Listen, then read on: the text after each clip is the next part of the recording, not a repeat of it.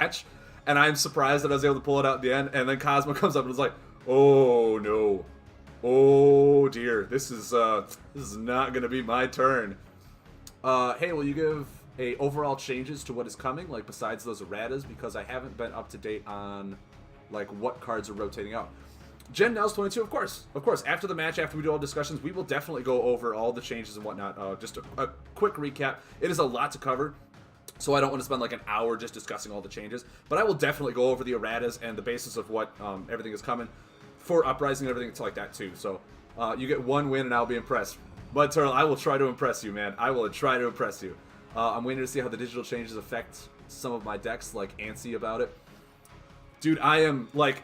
I also posted a poll on Facebook. If you guys have not gone to the Facebook group, please go there and check that out. It was a poll that basically says, hey, we've said the classic format is essentially not going to be part of the digital app. It's going to do a whole bunch of stuff like that. We're going to do a whole bunch of digital erratas, and that's what's going to take place to make the app different until Uprising comes out. Then once Uprising comes out, we're going straight to standard. We're skipping completely over classic digitally. So with that being in mind, I put a poll out there. It's like, hey, you know, if classic is never going to come to digital, I'm primarily a digital content creator. I really don't get to go to the physical tournaments due to money and travel issues and whatnot.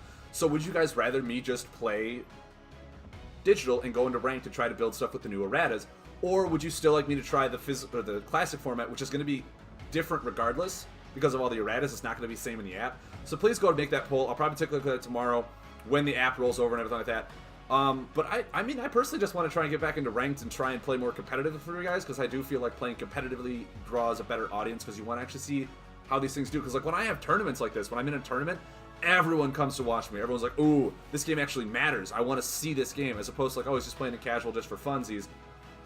I'll watch that at a later date. Like, I want to make content that you guys are excited and want to view. So I'm actually leaning towards just building non-classic format decks, just sticking with the erratas and playing ranked, trying stuff like that. Since it'll try and be evened out, there'll be a lot. The meta will completely swoop, so it's all fresh for all of us. But I do want to get feedback from you. I want to hear what you guys want to see, because ultimately I'm making this for you guys. I'm making it for you guys. Shides, hello, hello, hello. Ultimately, yeah, I'm making this for you guys, so I want to make content that you want to watch, as opposed to content that I want to make but no one wants to see. That's not a good format to go off of. The deck building aspect of Classic would have been insane. No, that's very true. That is very true, Wrangler. It would have been awesome. I personally love the format, and I will discuss the format at a later time. Maybe even during the second half of this, when I don't have to play Cosmo and Cosmo finally goes to bed, I'll discuss my own thoughts on that as well. But I've been getting so much feedback just from trying to read Discord while at work. It actually took me like an extra half hour just to like sit down and read Discord and try and catch up with everything. So if I wasn't on Discord today, I do apologize. I would love to be more active in the community, but you know, I have a job and I can't do that until this becomes my full-time job, and I can support you guys because you support me and my content. So with that being said, yep. Yeah, I can see that, Wrangler. I can very much see that. With that being said, we're going to face Cosmo. I'm not going to tell you what his deck is. Mud Turtle, you said you played him. You said no chance. No spoilers. No spoilers. He told me the gist of it, but I still want my audience to be surprised. Be like, what is he doing? So, wow, I just jumped from like 10 to, what is that, 18 viewers? Awesome! HSCosmo must have brought the entire Heroic Starfish team to cheer for him, so. Mud Turtle, thank you. Thank you, man. Alright, before we begin, all 18 viewers, everyone in chat, even if it's a 07, if it's the emote, awesome. Can we get a Thunderfin salute to start this with HSCosmo and me? Can we get a salute to an amazing Tavern Trial Round 3? Because we're doing this right off the gate before the erratas change, and what I'm assuming is make a lot of people's decks completely wonky and they'll have to redo it, which is awesome. I think Cowboy Hat Valor had inside information, because it's like, yeah, after round 3, I'll allow you to change your deck.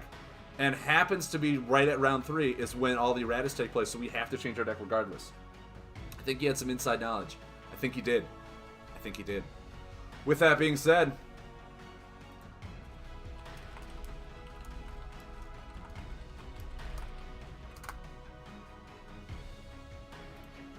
guys, you know what that means. Thank you very much for the Thunderfin salutes. Chat's going to hiding. Cowboy has connections. He does. It's how he got his 10-gallon hat, actually. It was originally a 5-gallon hat. PlayFusion's like, no, you deserve a 10-gallon hat filled with some information. Razor versus combo. Ready? Fight! Alright, guys, chat. It's going up. Sorry, I cannot read you. I can't read you. Gotta be secret. Cosmo and me. We're doing this. We're doing this. Just get that out of the way. Oh, man. Okay. And of course, the Umbron Peddler. We're pedaling away. He's seen my deck, because he's watched the stream, so he says he knows my deck. I've only got a gist of what his is. So, not necessarily an unfair advantage, just...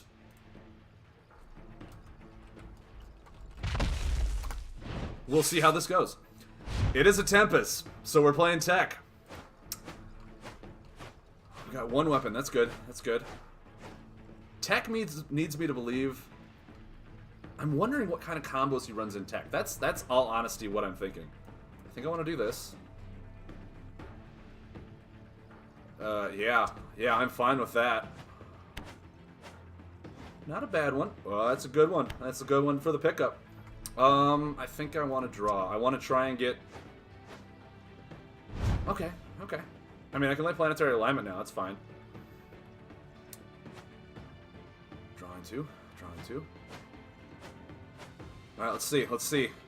I also don't have my heat on in my apartment, so I'm like starting to get a little chilly because it is like 20 degrees outside. Okay.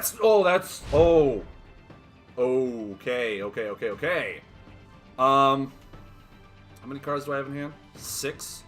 And this is 7 and up, right? 7 or more. So he's gonna get it. Oh, I can lay Skyrider and draw, so we won't get it this turn. I can do that and go back to 6. That Pearl. Oh, that's gonna be so good for him. That is gonna be so good for him. Okay, so he's gonna tap this again. So he wants to draw. As Tempest, also, that's also just more drawing. Oh, Ramparts. Cool. Right now, I'm not trying to push damage. I mean, with the Skyrider, I potentially could. But only for 2, I don't feel it's worth it. I'll also take 1, so I think I'll draw. It's going to give him a card. I got to keep that in mind. Yes, I drew my tome. Everybody, 2 weapons down. 19 viewers, everyone. Oh, thank you very much for tuning in. Oh, okay, so we drew an extra card. Oh, that ring. If he's in chat and if he's hearing this, awesome. But my big play is right now, I got to get that Oppressor. Because that's not a superiority item. If I can get that Oppressor, maybe I can do something. Okay, well, I think we're gonna equip the tome, because that just seems like a good plan. Draw a card. Maybe I actually shouldn't have. Maybe I should have kept drawing. Okay, I can get my third item really quick now. Just really quick. So I think I'll Tantosian, I'll draw, heal for 1. I mean, if me and him are both just drawn... Ooh, buddy. This is... Another Ramparts. Wow, okay. Okay, interesting. Very interesting. It's a defend card, not taking your damage. Give me that Poison Drip Dagger. Give me that dagger. Oh, yeah. And I can Moonlight Burrower now for free. Awesome to see. Mind you, with that, I couldn't play Eclipse now. Ooh. So I have, what, 1 action remaining. Just because he gave me a gist of what his deck is, I want to put that in my hand. I'm not telling you what it is, but I'm going to put that in my hand. Oh, I get 2 actions. I thought I still... Oh, no, I keep forgetting Tantosian gets you an additional action, too. I don't know why. It's the most common one that does. So I still draw 2. Which is awesome.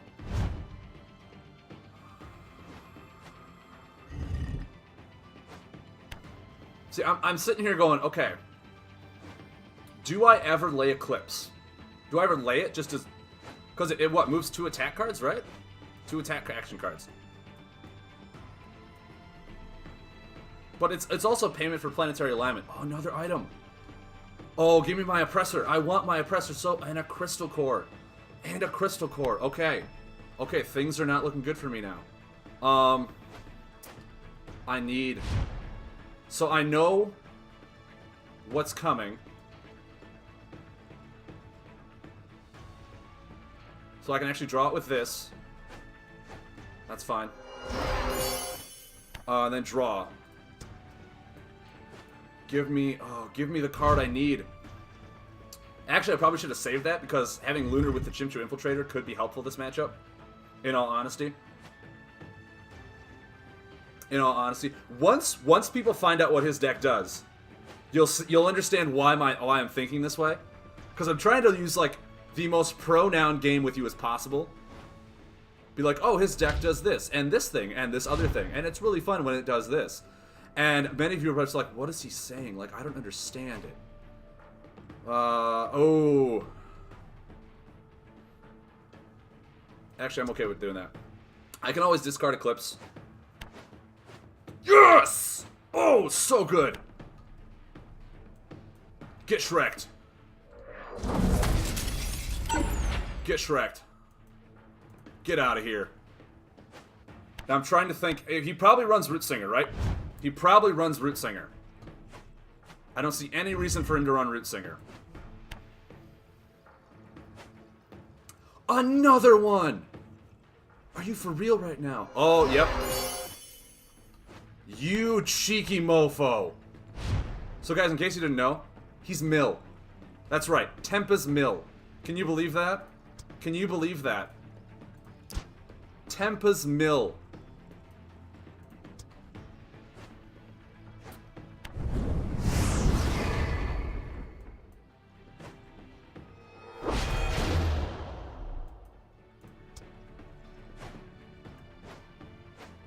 Yeah. I know your game. Tempa's Mill.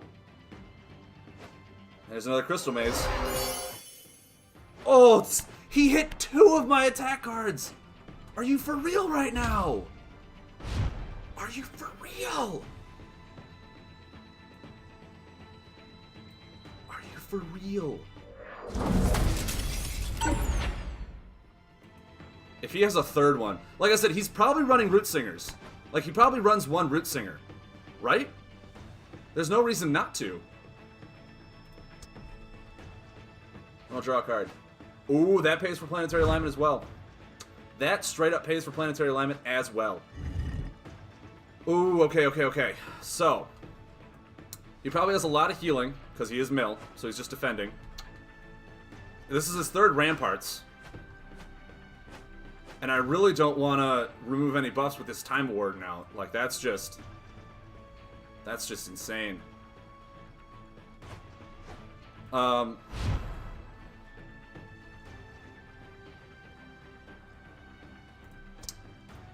draw, see what I get. Not a bad one. Yeah, I think I'll just draw again. I need to get like a Lunar card so I can Infiltrator back that Oppressor before he gets Root Singer. Which, like, in all honesty, I really just want to, like, lay Planetary Alignment next turn, even though it'll only do 10, just so I can Infiltrator. Okay, now it won't do a whole lot. But if he is healing, so it'll do 6 and bring it down to 23, is that worth it? Is that worth it?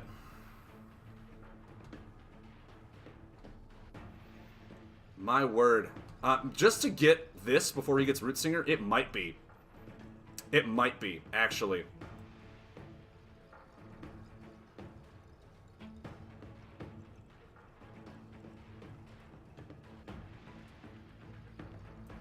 Yeah.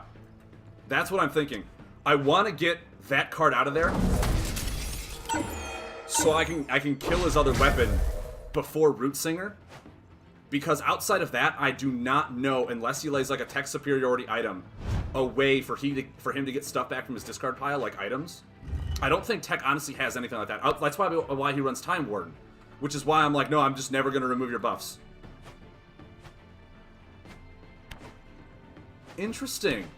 I mean, he has a combo buff. That's really cool that he runs cards like that. Well, now Lunar's not on top, which kind of stinks. There's the Root Singer. I was afraid of it. He's going to get back both his Crystal Cores. I was afraid of it. I knew he had it.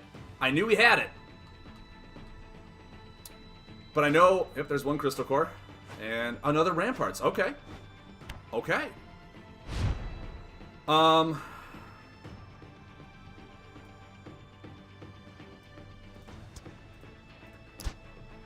I mean, he probably runs Jester as well, right? Like, there's no reason not to.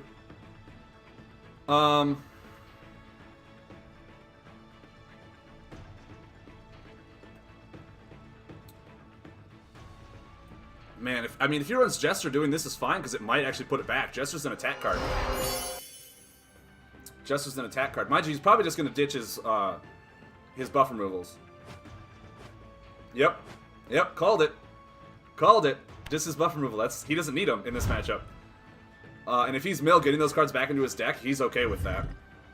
Okay, that's actually a good one for me. Oh, yeah, put Lunar right on top, man. Put Lunar right on top.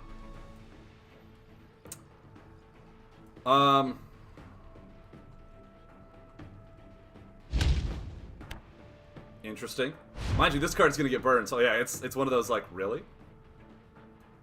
So if I do this...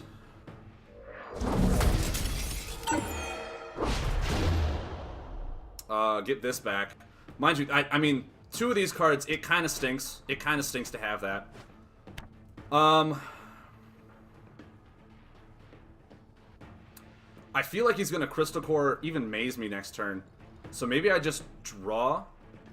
Because I need to get, like, more damage, right? A lot of my damage has gone into this card pile. Mari Bard, that's not bad. It's not bad at all.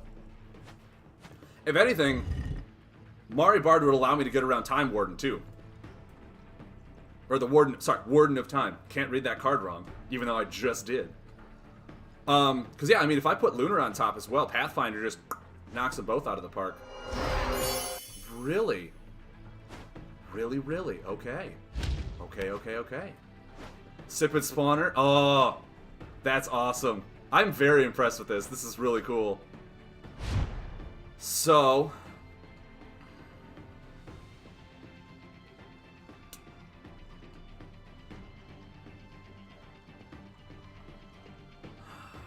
if I just Battleborn Oppressor, Moonlight Burrower, Chimchu infiltrated the Oppressor back for the Crystal Core... I mean, chances he runs two of those rings, probably pretty good, right? But yeah, then I can Moonlight Burrower, look at the top cards, get Lunar on top. Oh, I wouldn't be drawing a card. Actually, Black Hole's a good one to discard, because I've already Planetary Alignment, so getting that in the discard is fine with me. Now with my extra action, I can do this. Get that Oppressor back for when he decides to lay his Crystal Core again. Now that I know he has it. I mean, we're kind of in a bit of a pickle here, right? We want the Mari Bard to get through a lot of his damage reduction, but he's got a lot of damage reduction. Like, my word, does he have a lot of damage reduction. So we know that we're getting to what, our third Blacksmith. And, yeah, we know our last two cards. We know our last two cards.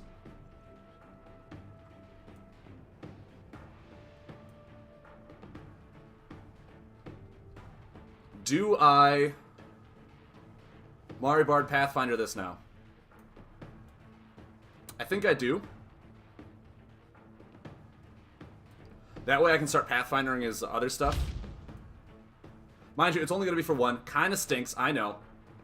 But getting rid of that so he can't bring stuff back is just, it's too good to not do.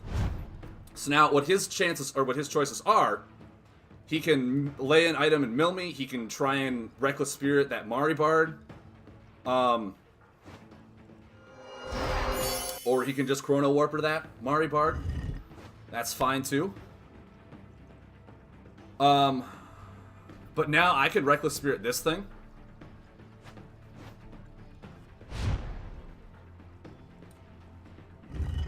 And he won't be able to... Well, no, actually... I mean, you won't have a combo buff in play, right?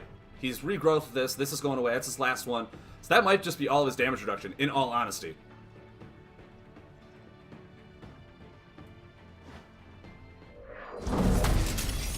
Yep, I want to do that. And I might just call it good. Save the Pathfinder for something if I really need it. I have 2 Tantosians, which are perfect to just ditch for 4 damage. But mind you, I haven't seen any of his healing yet, so he's probably going to outlast my burst. That's right, he brought that Ramparts back. I forgot about that. Okay, okay. That's getting Pathfindered. For sure. See, this is where I wish I had a Lunar card, right?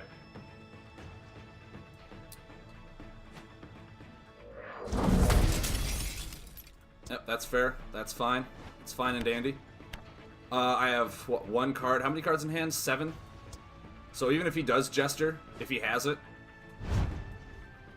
So I pretty much have to win with the cards in hand. With what he's doing also, he's got Crystal Core, he's got the, probably 1 more Maze, he probably has Gem Ruffs as well. But Gem Ruffs are only going to affect my hand, which at this point in time is just good for him. There's no reason not to. I mean, getting any damage I can right now is good. So I gotta, like, discard almost 1 a turn. But with that Ramparts up, I might not have enough damage to get through. I mean, I got a lot of damage, but he's also got the fix. Isn't that... Did he get that back? Because isn't this a... This is not classic, is it? Did he get that back somehow? Isn't Clockwork Construct a restricted card? Hold on. Hold on.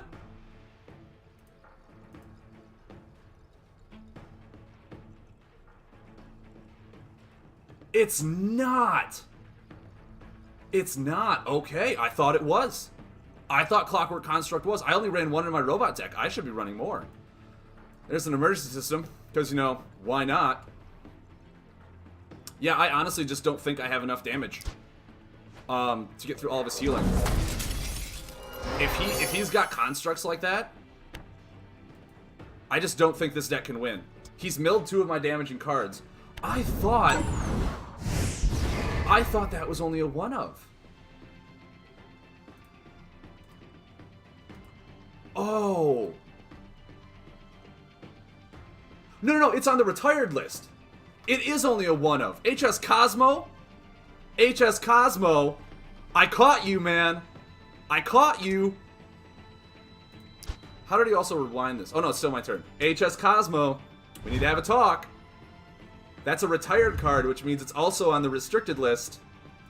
Gotta talk about that, man. I can't read chat, so I don't know if everyone's like, no, he's completely wrong, and I'm probably just making a fool of myself right now.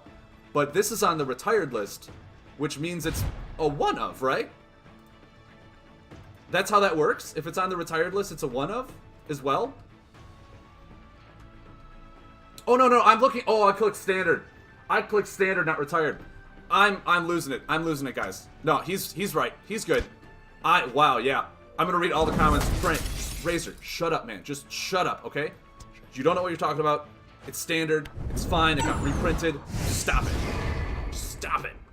I'm probably just looking like a fool right now. So, I mean, I really didn't apply any pressure. Wow, dude. I didn't apply any pressure this matchup. Because I don't have enough healing, or enough damage now. And he's got a Crystal Core in play, and my Battleborn won't do anything. And he's got way more cards than I do. Like, I'll do this for 9. 7. And that'll end my turn. He's probably got more Fountain of Times. See, it's funny. I killed his Crystal Core because he told me it was mill, and crystal's where a lot of the mill is. Yeah, I'm gonna give him the win. I'm gonna give him the win. I don't have the damage. I do not have the damage. Wow, I forgot. I totally thought that Clockwork Construct was being rotated out, but it's not. It's in standard. That is such a broken card. That should be retired. That should be on the retired list, but it's not. It's not. And I'm probably going to add a lot more of those to my robot deck. Because, yeah, I thought it was being retired. I thought it was being retired. So he's going first, which is actually fine, because I went first last round. So, yeah, I got to make sure... I mean, I thought I played it right. It's just he has so much healing. I really didn't apply pressure early enough to the point where he could out-heal me. I mean, I got to start doing damage. I got to start doing damage where I can to really kind of put him on the back end. But he's got so much defense with all those walls that just sit there that it feels like a stall deck only because I killed his crystal item, so he couldn't mill me. So all he had to do was stall out. Which, HSCosmo, I give you credit for it. You know my thoughts on stall, but I literally put you in a defensive point where you had to stall. Oh, no, I need to put that back. I need to draw it before he mills it. Like, I literally put you on stall instead of you actively trying to mill me.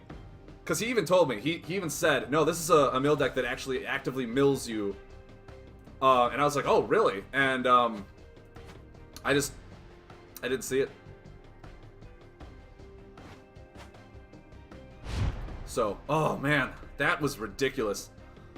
So he doesn't have the item, so I'm fine with just still drawing two. I don't have the... Oh, those are great ones to pull back in case he mills me. Whew, like I said, there's no heat in my apartment right now, so like I'm a little chilly. I might turn on my heat after these matchups. But man, Cosmo, you've come up with a great deck, and I can understandably see why a lot of this goes away after tomorrow. I definitely can see that. I want to keep the Twilight Oracle, so I have Lunar on top for... Yes, that... Oh, double Blacksmith. No more milling my items, buddy. No more. No more, no more, no more, no more.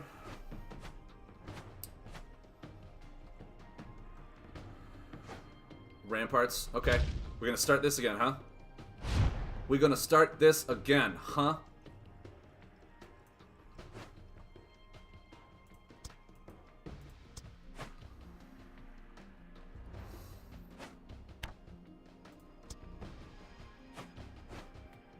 So maybe Black Hole is actually just really good in this matchup.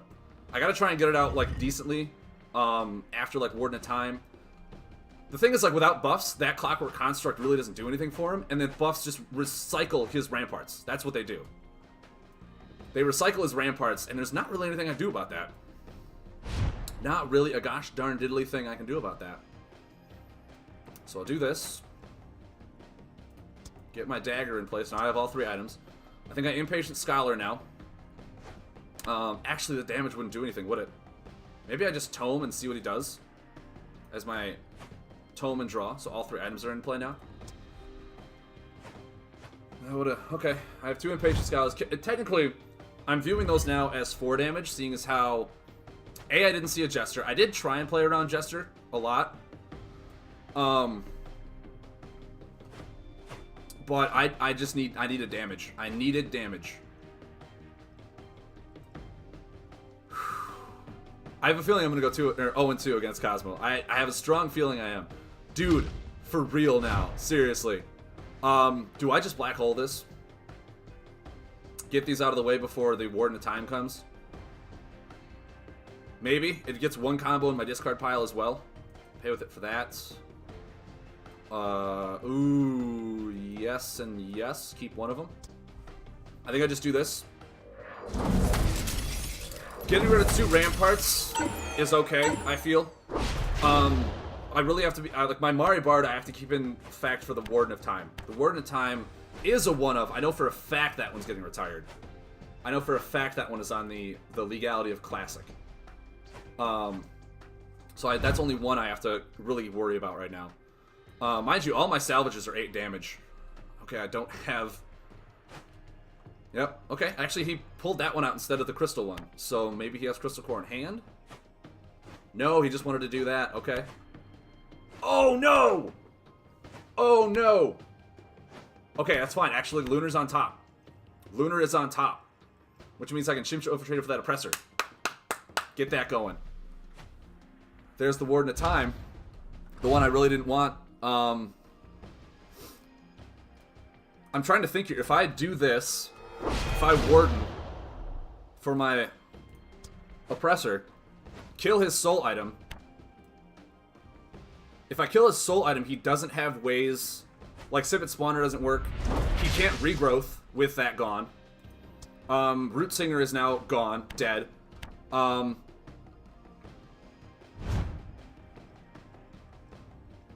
Maybe, yeah, now I bet you he lays like Crystal Core and Warden. Yep, here we go. So now I have to hope for, oh yeah, please don't mill an Infiltrator. Okay, I need to draw an Infiltrator right now. Like, I need to. Or,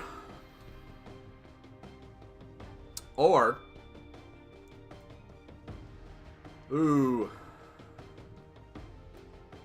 Okay, if I do this, it's not attacking. Yeah, actually, that's amazing. That is amazing. This may actually want... Ooh, actually. Do I just do 8 and put him at 6? And then maybe win next turn?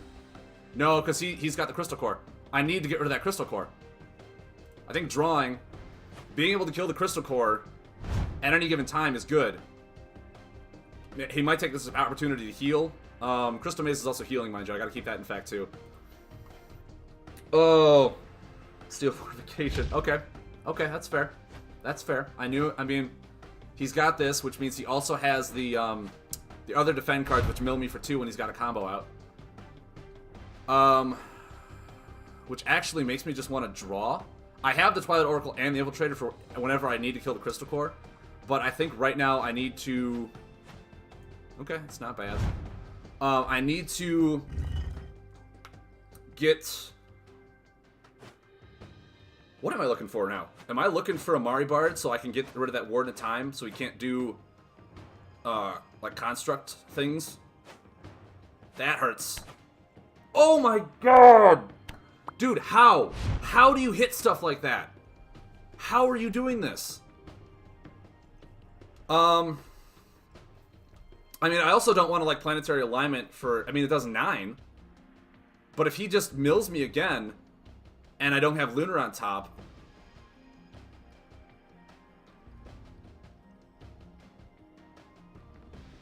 I mean, I think I have to, though, right? I think I have to do this. Because if I hit for 9, it'll put him at 5, which means he has to heal. Otherwise... This pops his core, and then... There's what? How many combos in my discard pile? 2? Milling a Pathfinder is fine. Okay, there's 2 combos in my discard pile right now. There's a Fixer. I saw the Fixer coming. I saw the Fixer coming. We all saw the Fixer coming. Mind you, there's not Gravity on top now. So I'm like, what do I do? I really don't even want to Impatient Scholar. I think actually now I heal 1 and draw. Blinding Beetle. Okay.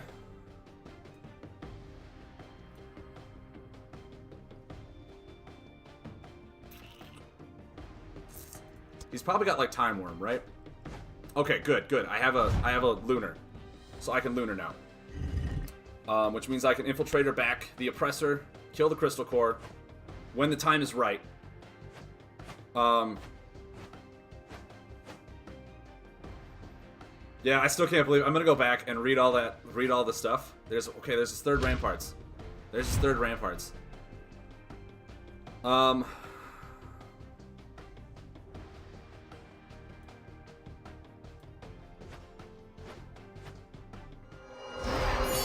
I would love to be able to get some of my Peddlers back, but I can't afford it. I can't afford to get Peddlers, and it's like all my damage. Do I just get a Peddler back, actually? Do I let him have the core and get a Peddler?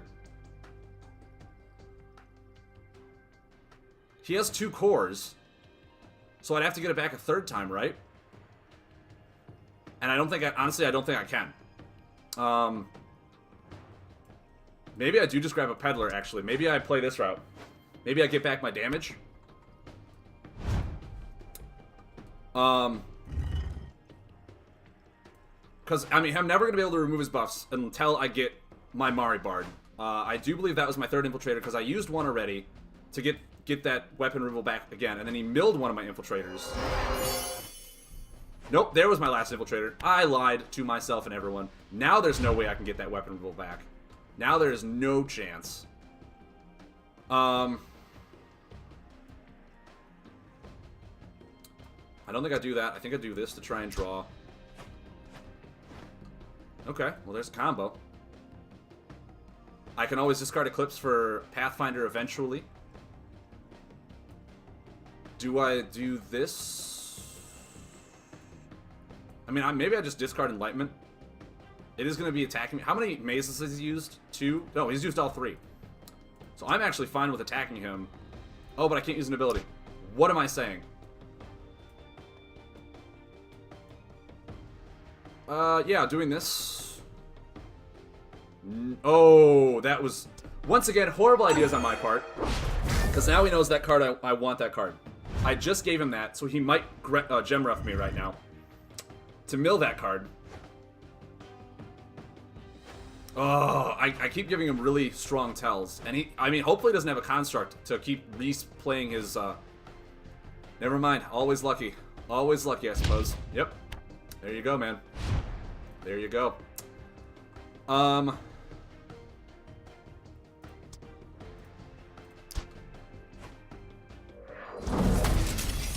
Like, I really don't care what my life point is. I just know that, I can get a Salvager on my next draw. But, I mean, he's still got all that healing and all that damage reduction. That is what is really, like, irking my gherkin right now.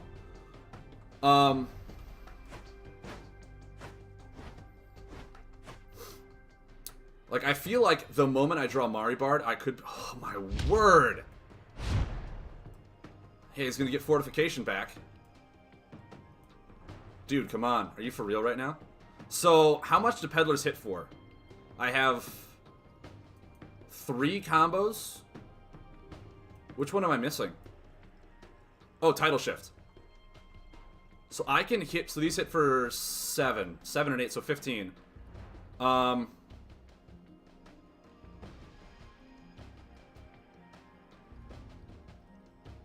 So I'm going to do 11. Put him down to 4. So his choices are either, like, heal next turn or lay Steel Fortification. Maybe now I actually just push. I just try and get as much damage as I can. And, like, yeah, if he Steel Fortifies right now, he'll have 6 damage prevention.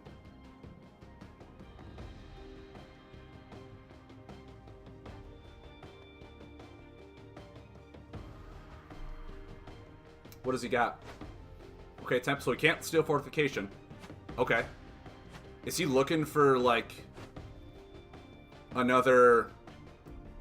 Okay. There's a fixer. So now I can hit for... This is 8, right? This is still 7. That's 8. So I hit him for 6. Put him down to 5. Like, I really don't want to do anything. Because he's just going to heal up, right? Actually, maybe I discard Eclipse for... to get my Peddler stronger. Discard that. Because I really don't want to remove this with the Warden of Time. I really don't want to. But now he's at 9. He's most likely just going to heal again. Oh, that is such a good one. Okay, if he heals over milling me, my Mari Bard becomes amazing. I'm so happy I didn't mill my Mari Bard, actually.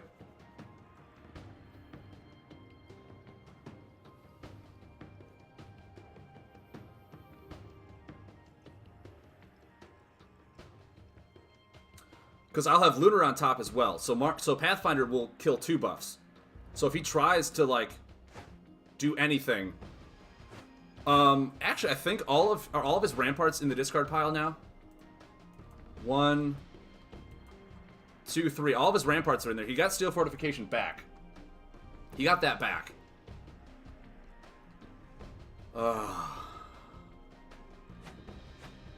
Okay. Okay.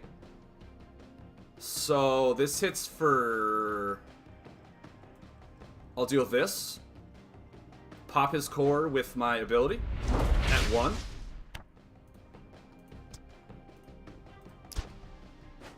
He can heal for 7 and lay another core, but I essentially have the same thing again. And I popped him at 1. And if he tries anything funny with buffs, I have Mario Bard Pathfinder. Maybe I... Oh my... Oh! David Hartley, thank you very much for the follow. Everyone in chat, I can't see, but we could have Thunder Thin Salutes for David Hartley. I see you all the time on the Discord, man, and on Facebook, so it's good to actually have you tune into the stream. I hope you're enjoying yourself. Oh, like I said, he could lay another Crystal Core. But buffs won't save him here. Healing really won't save him either. Did I just beat Cosmo? Moral victory! Oh, like I don't know what he can do. He's at 1. Blacksmith for the other Crystal Core. Okay. So he can, yeah, Crystal Core. And I mean, if he heals, I still have the same situation. That's not gonna save you, dude. Whoo! There's the Crystal Core pop. Oh. There's the victory. Okay, I was gonna say, please go. We pulled one. We pulled one on Cosmo. Oh, I ruined his 2-0. He went 2-0 and 2-0 the past 2 matches. So I feel like it's a moral win for me. And I played that really well. I grabbed the damage back rather than the oppressor, knowing that like I wasn't gonna win just by making sure his cores were gone. I needed to get the damage in. That black hole with 2 of his buffs out really helped. Wow, do I have like the worst opener in the world. But I'm going first, which is actually awesome, because that means that I went first, then he went first, then I went first. Are you for real right now? Like, what is this hand? What is this hand? This is nothing for me. Oh, people are blowing up. This is nothing for me. This is legitimately terrible. I don't care about his attacks this matchup. These Blinding Beetles are considered 4 damage to the Skyrider. That's all I'm viewing them as right now. Okay, I got a weapon. I got a weapon. Good, good, good, good, good. Oh. The thing is, like, in this matchup, I think I take the Skyrider first, actually. So that it doesn't get milled. I don't care if the tome gets milled, because this entire game is just going to be passing, passing, passing. So I think I actually get the Skyrider first. I've just been really lucky that he hasn't milled a single one of my weapons. I've been able to get all of them. Oh, I should have Moonlight Burrower. That would have been a perfect time to Burrower. That would have been a perfect time to Burrower. What am I thinking? Please don't mill me. Please don't mill me right away. Don't do it so I can Burrower next turn and actually get benefit out of the Burrower. Oh, I feel so stupid. Like, the times when I can actually use Burrower and get the better added benefit. Thank you. Thank you for not letting me misplay like that. So yeah, I'll Burrower for free. Oh, yes. Yes, yes, yes, yes, yes. I actually want to draw all those cards. I want to draw every single one of them. So I'll pass. So next turn, I think I actually just Title Shift, draw 2, get a combo in my discard pile. Really, I'm tossing back 2 cards that I won't need, that I'm okay if get milled, for potentially 2 cards that will help me, which is how I'm viewing this. Because I'm drawing 3 by tossing 2 back and tossing 1 in the discard pile that helps me in the discard pile. But these are ones that I don't care if they get milled, so I'd rather have those back in my deck as opposed to the ones that I would like to draw and not get milled. You know what I mean? Does that make sense? I feel like I repeated myself 4 times, and all those times I'm like, yeah, that sounds right. Yep, that's one I want. That's another one I want. We are rocking it! Because I want to make sure my Poison Dagger doesn't get milled. If my Poison Dagger gets milled, I am boned. Oh, Double Infiltrator. Not going to mill those. So good. So good. I'm wondering if he even does run Jester. I'm wondering if he even runs Jester. In all honesty. Oh, does he have the bug? No, okay. I was like, does he have the bug? Is he just gonna bug me right now? And I have another Moonlight Burrower for the best, you know, turn for 4 actions in 1 turn for me. That's just awesome. So yeah, Tantosian. Give me my dagger. I want poison. This matchup, for some, as many of you know, I love me a good book. I do enjoy a good book. But this matchup, that tome is just not... Oh, all of those I want to draw. That one first. Then I'll pass because I'll draw both of them because I'm amazing like that. Yeah. I'll draw. Yeah, and in this matchup, actually, the one to kill is that Soul one. So he stopped his drawing. He cannot bring his cards back with Root Singer. Yeah, that Soul one is actually good. Soul actually stops Sip and Spawner as well. Sip and Spawner, he'll like mill me for 2 or 3. Mind you, it mills him as well. But he has a lot of unaligned cards that he puts on there. So actually, let's see what we have on top. See if we want to draw it. Actually, no, that's a good one to discard. I forgot about that. Because I'm never going to need... Yes. Oh, double yes! So yeah, if I do this, I don't care. Heal for 7. Heal for 7. Do what you want to do on that. Bye, Pearl. No way to get your items back now. And I still have a Twilight Oracle in case I want to get that back for some reason. Which is, I have all 3 of my Infiltrators. All 3 of them. Crystal Maze, sure. Mill me something lunar. Nope. That's actually an okay one to mill. That is an A-okay one to mill.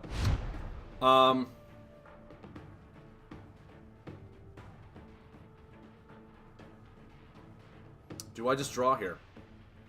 I think I just draw. Oh, yes. Oh, that's really good, actually. I am gonna get so pwned when he gestures me, because he didn't do it for the first 2 matches. Like, no, this is a secret for game 3. I'm gonna make him believe that there's no such thing as a gesture. And then I'm gonna get gestured and I'll be like, what just happened? See, I can't really black hole.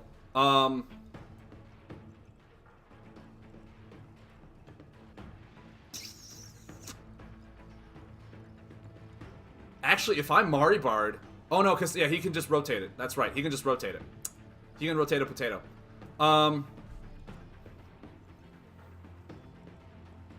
He's also got a combo buff out. And if I attack him with the black hole, he'll lose a health, and I'll actually be susceptible to his other mill. So actually, right now, I think I just pass. I think I just pass. Yes. Oh, double yes. Double the yes. Double the pleasure. Double the fun. Oh, is it just if he has one? Please don't mill me again. Yes! Lunar's on top, boy! Lunar is on top! Say goodbye to these 2 buffs. No, that literally cuts out all of his graveyard recursion. Every single one of it.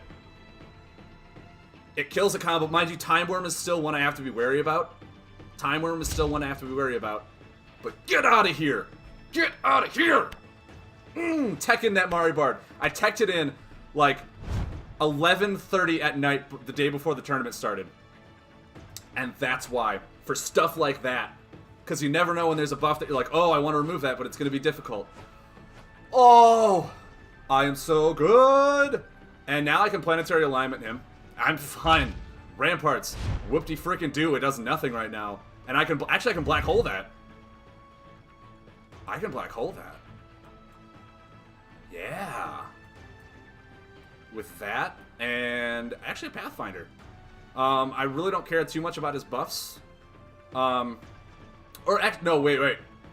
I actually have a lot of damage in my hand. I really don't need this. And removing that for free is amazing. Amazing for me. Because let me see, he's got... How many Ramparts is that in the graveyard now? I want to say it's just the one. Okay. So he's got 2 more Ramparts. There's my 3rd item. Oh, I'm so good! I can even Tantosian into play for free next turn. and then start dealing my damage. Start dealing some damage. Because, I mean, these infiltrators, the way I'm viewing this now, my infiltrators are solely to get me my damaging cards back. I can Twilight Oracle into... How many combos are in here now? I have 1, 2, 3. Only 3? Only 3? Are you for real? I'll do this. Put my Glade in. I'm okay with the Glade going in. I mean, I could also bring back a Maribard if I needed to. So he's at 16. These are 8, right? Put him at 18. Actually, maybe that's better. Maybe I put him at 18 and pass. That way his Tyrex fixers don't go, like, ridiculously strong for healing for 7. And then next turn I can just hammer and hit home. Oh, I can even discard a combo next turn to increase my peddlers. Guys, I do love peddling this giant big wheel of mine. It's so great. Ooh, actually, do I actually use the Enlightenment for card draw before he can really mill me? Or do I literally try and go damage-wise? Do I just go? Oh, I'm so caught up right now, because I think I actually just go. Yeah, I think I just go. So these are... What did I say these were? 7, because there's 3. 1, 2, 3. So that's 15, bring him down to 3. Which means my Skyrider actually pops the core.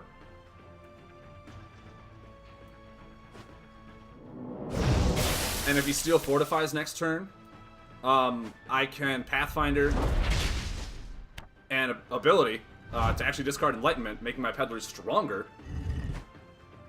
Yeah, no, get your Steel Fortification, man. Get it, got it good. I can see either the Fortification coming down or a Clockwork Construct to bring in a Ramparts or something. Nitro Heal.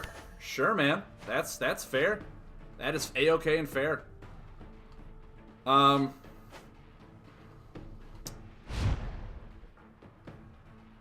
With that being said, if he's at 16, doing this is good.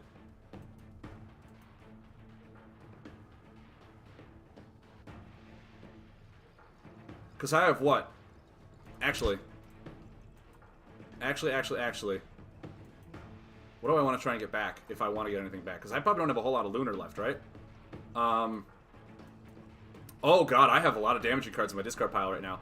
Maybe I actually just...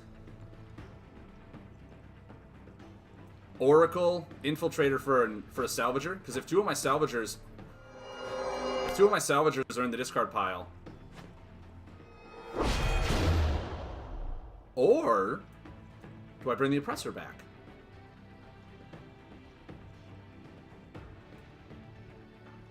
No, because he's got a second one. He's got a second core.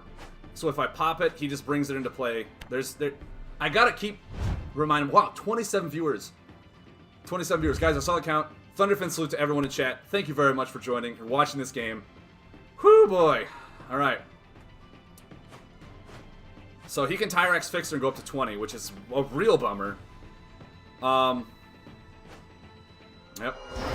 That's fair. So he's what? 2 Fixers down, a Nitro Heal down, an Emergency System down.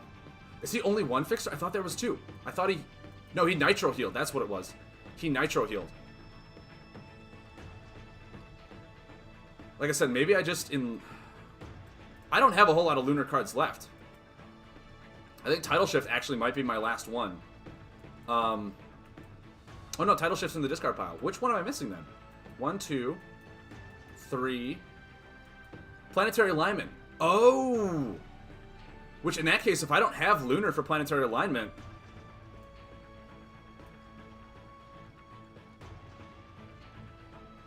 Oh. I think putting him at 16, discarding a Blinding Beetle. Ooh, yeah. I mean, if I don't have Lunar, this Infiltrator does me nothing, right? I mean, if Planetary Alignment is my only lunar.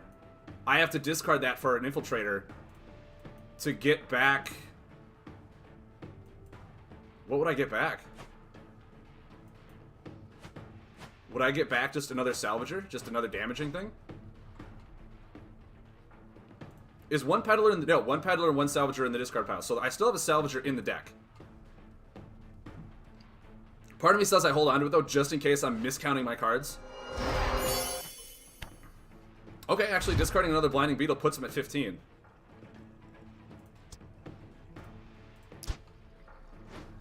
Which is really good. That's really good.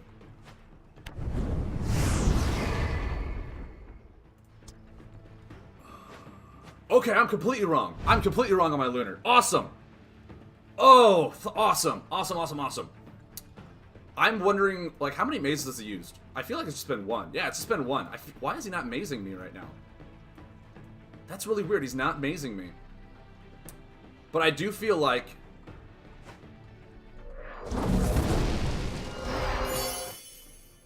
I forgot about Chrono Dash, everyone. I forgot about Chrono Dash. God, I mean, if I Planetary Alignment, he just heals back up, right? He just heals back up. So Fortification is no longer in hand. He drew the Warden of Time and the Chrono Warper for healing. This puts him at 8. He can Fixer back to 15 and Dasher back to 18. But if all he does is heal, Infiltrator is amazing, right? Infiltrator becomes amazing because it'll get me back my damaging cards. Getting another combo in here, so I'm at 4, makes these Peddlers worth 8. So I now have 16 in hand.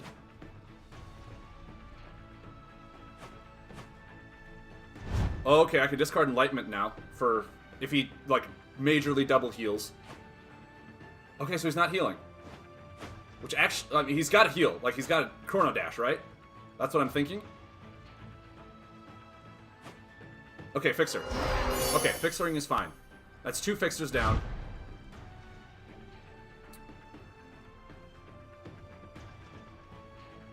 I think right now Infiltratoring is good. Get back a Salvager.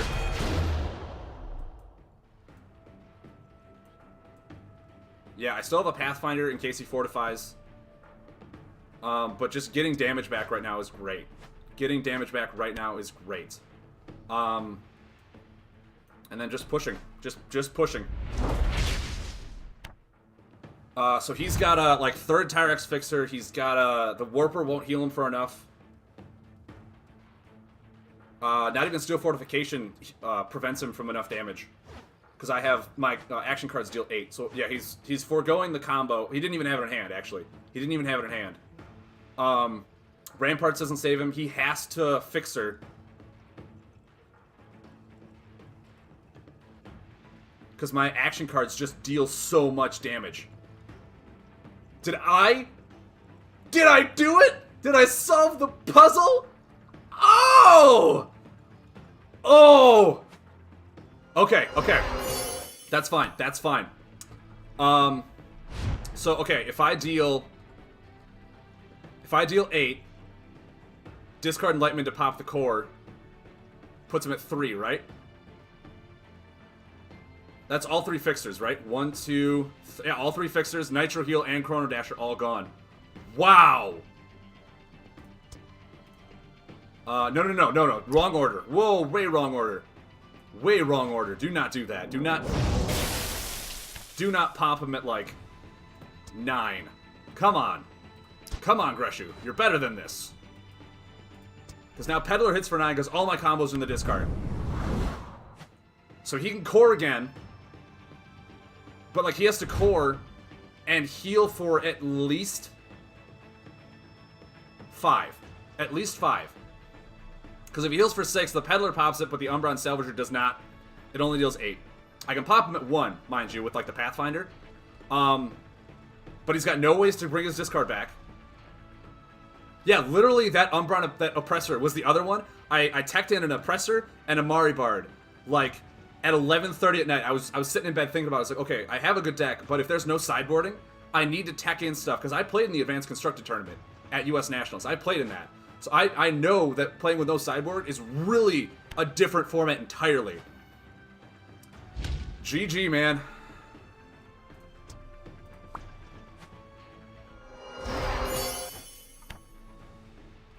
So, Umbron Salvager hits for 8, which pops him exactly. Peddler hits for 9. Oh my word. I just beat Cosmo! Oh. Oh. I'm gonna sit here. I'm gonna soak that in. I'm gonna, oh.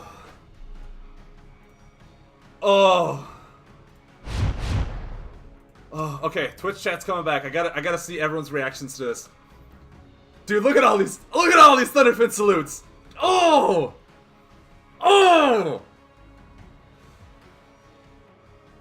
Oh!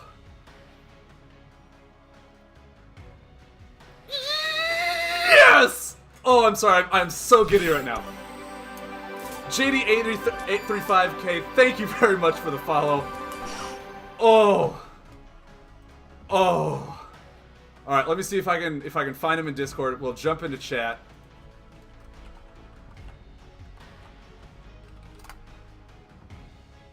Oh.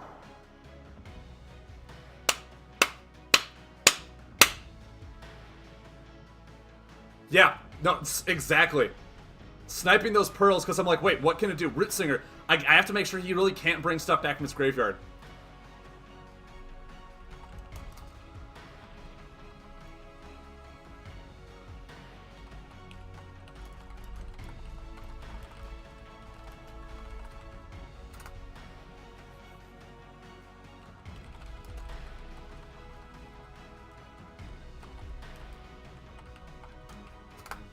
Oh, okay.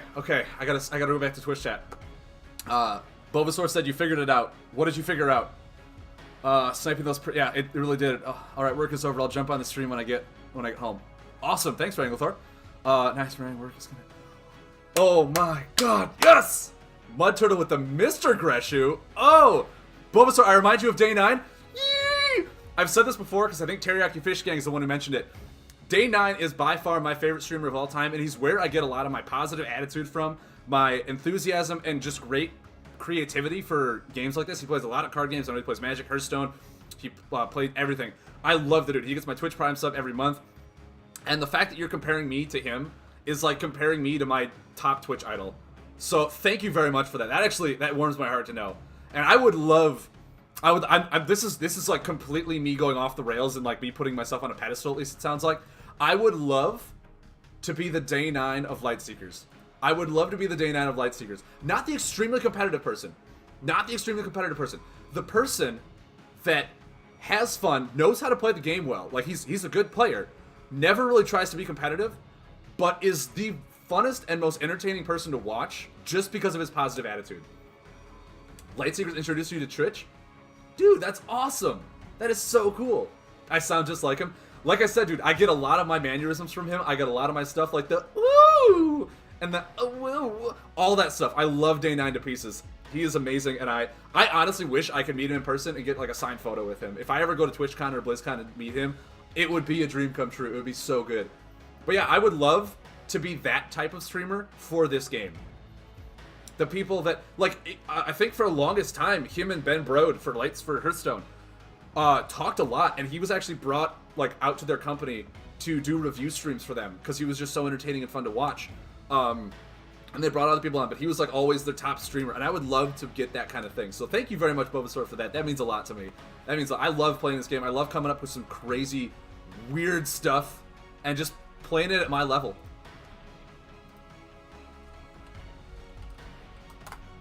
Okay. I'm gonna bring Cosmo on, and we're gonna talk about this. Yeah, so I watched Day 9 back when he was doing StarCraft 9 dailies. Dude, that's a long time ago. All right, let's bring Cosmo on here, and let's just talk about these games.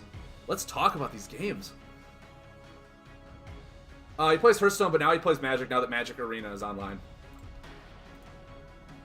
Hello. Hey, Cosmo, you there? Yeah, I'm here. Perfect. That was pretty intense. Oh my, dude, those were some amazing games. That was Like, awesome. I wish Go ahead. Oh, that's all I had to say. That was awesome. Yeah, like I whiffed Crystal Maze like 4 times in a row from Tempest ability. I was like, okay, I just need a Crystal Maze. Didn't see it.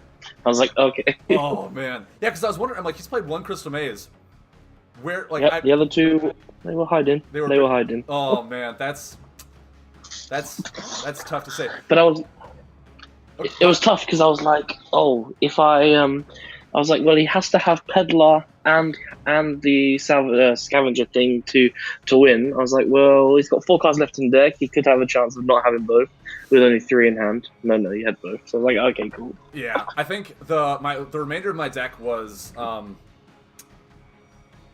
no, because by the end I had all 5 combos. There was one more salvager in the deck that I was still fishing for. Yeah, I wasn't sure. I was like, and I just had like a bunch. I could have played my combo, but I was like, I don't need to play the combo yet because then I'm dead to 2 attacks. I was like, so I just have to play to this and then hopefully draw a Crystal Maze, and apparently it doesn't exist in the deck. Oh man, yeah. After I was saying it, and I'm sure Twitch. I turned my Twitch chat off so they didn't influence me on these misplays that I probably made a bunch of. But like after the second game, I literally sat there and thought, okay, all the cards that are soul, what are they? Root Singer. We got the Sipid. We got the Reckless Spirits I didn't care too much about. So it's like, all right, if I get rid of the soul item, it cuts his drawing down from me having large hand size, and it cuts the Root Singer out, which is like outside of Warden of Time, he has no graveyard recursion. So whenever I saw the soul item, I was like, that's my number 1 target. I can get around Crystal Core, but do you run Gemruffs in that deck or not? No, not at all. Oh, dude, I was waiting for those every single game. I was like, if he's running Crystal and Crystal Maze, he's got to run Gemruffs, right? Like, it's a mill deck. He's got to run Gemruffs. Like, this deck was like quite a quick put together when they announced that they were doing that. Like, I joined literally the trial event like the last minute. Oh, really? Like the last day before. Yeah. Because I literally joined like the last. I wasn't gonna play because I was playing the Heroic Starfish online tournament. Oh, okay. And I was like, I don't really want to play both. But then I saw James post about it, and I was like, oh, okay, I'll just jump in quickly. What have I got? Oh, okay, I've got this. Let's try this out. And it was more of a let's throw these good cards together. And then afterwards, it was like, well, I should probably be playing a few other cards, but let's just roll with it. And then the first 2 rounds, I just played Talia in the first round, which was like Ramparts just ruined everything he had. Oh, sure. And then in game 2, and then round 2, I played against Howlock, and it was just literally Chrono Warper, the Colossi Ritual Site, and bomber his board, and he couldn't do anything. Oh, I could definitely see that. Yeah, Mud Turtle says that was him that you did that against. Yeah, Mud Turtle. Yeah, it was. Yeah. Oh man, dude. I don't have the stream up because I was obviously playing, so I didn't have the stream up, and then now we're speaking. It's just I don't want the echo in the back. No, I completely understand. I mean, yeah, dude, those were some amazing. Like when you said it was Tempest Mill, I'm sitting here like, okay, I can see how that works. And immediately I was like, okay, he definitely probably has Crystal. I'm just thinking about this. He has Crystal for the Gemruffs, for the Mazes, like probably runs that. But like, what other stuff does he have? And then you ran Soul, and I was like, okay, if he runs Soul, he probably. And then you Sipid Spawner after my Black Hole, and I was like, oh my god, 4 cards for the best part about that. Go ahead. The best part about that as well was I played Blacksmith before, so I don't have to mill anything. Yeah, I did notice that because I'm like, okay, he at least mills 1, and then just nothing, and I was like, he's probably got quite a few unaligned cards in there to play around with the Sipid, and that's awesome. That's awesome. I knew that you had the Oppressor. I already knew that you made the Oppressor anyway. Yeah. So I knew that in game 1 it didn't really matter because I was like, I'm not sure if he knows what to Oppressor, and I'm playing 2 Crystal Core anyway. So even if he oppresses the first one, it doesn't matter about playing the second one. And then I have Root Singer. There's only 1 Root Singer now with Classic, but yeah, it was just like in game 2 after you oppressed the Pearl of Ashwood, I had double. I had a Reckless Spirit and a Sipid Spawner for like the longest time. Just kept chucking them away and kept drawing them back again. Oh man, yeah. I mean that also like now obviously going back and looking at these matchups, the with the Root Singer and the Spawners all being dead cards in the Reckless Spirit, those are just fodder for Tempest, obviously. But then again, in your hand, they're also dead cards because there's no way to get that Pearl back unless like activate your Warden of Time. Yeah, which was, I was like, I knew that it wasn't. I was trying to force you into doing it, and I knew that you had to play the bard around it.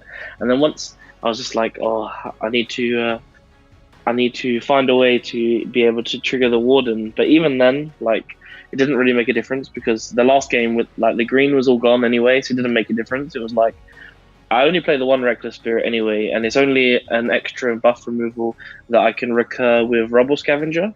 Sure. Like I just get it's the only card I can add back in the whole deck with the rubble, the mill two, and then add back an attack. Yeah. I don't play Jester because it's terrible against aggro. So it's Okay. like, and normally like you win control matchups with your buff removal and ramparts. So playing a Jester just means you have a dead card if you draw it early. No. It's a card that you would side. It's a card that you would side, but you can't main it because in game one against against an aggro decks, it's just a dead card. Sure. No, that makes complete sense. I mean, even with you having all those crystal cards and soul cards to cycle with Tempest, even adding more than that, it's just like, well, this is, like you said, it's a dead card in this matchup, and if I'm just going to keep drawing it back, I don't want to be able to draw it. So, Yeah, I mean, going into the tournament anyway, like obviously with no side decks, we have to make strange main deck choices that we don't necessarily want to do. Yep. So, but Jester is a card that I wouldn't play in game one, so I couldn't play it in this tournament. But Yeah. it's a card that definitely would live in the side deck. No, exactly.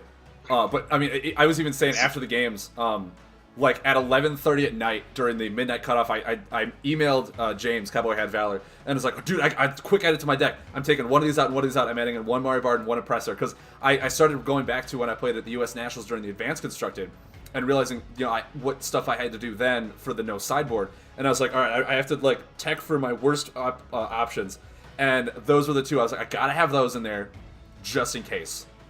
And it turns out like those have been key cards like all of my matchups. Sorry, go ahead.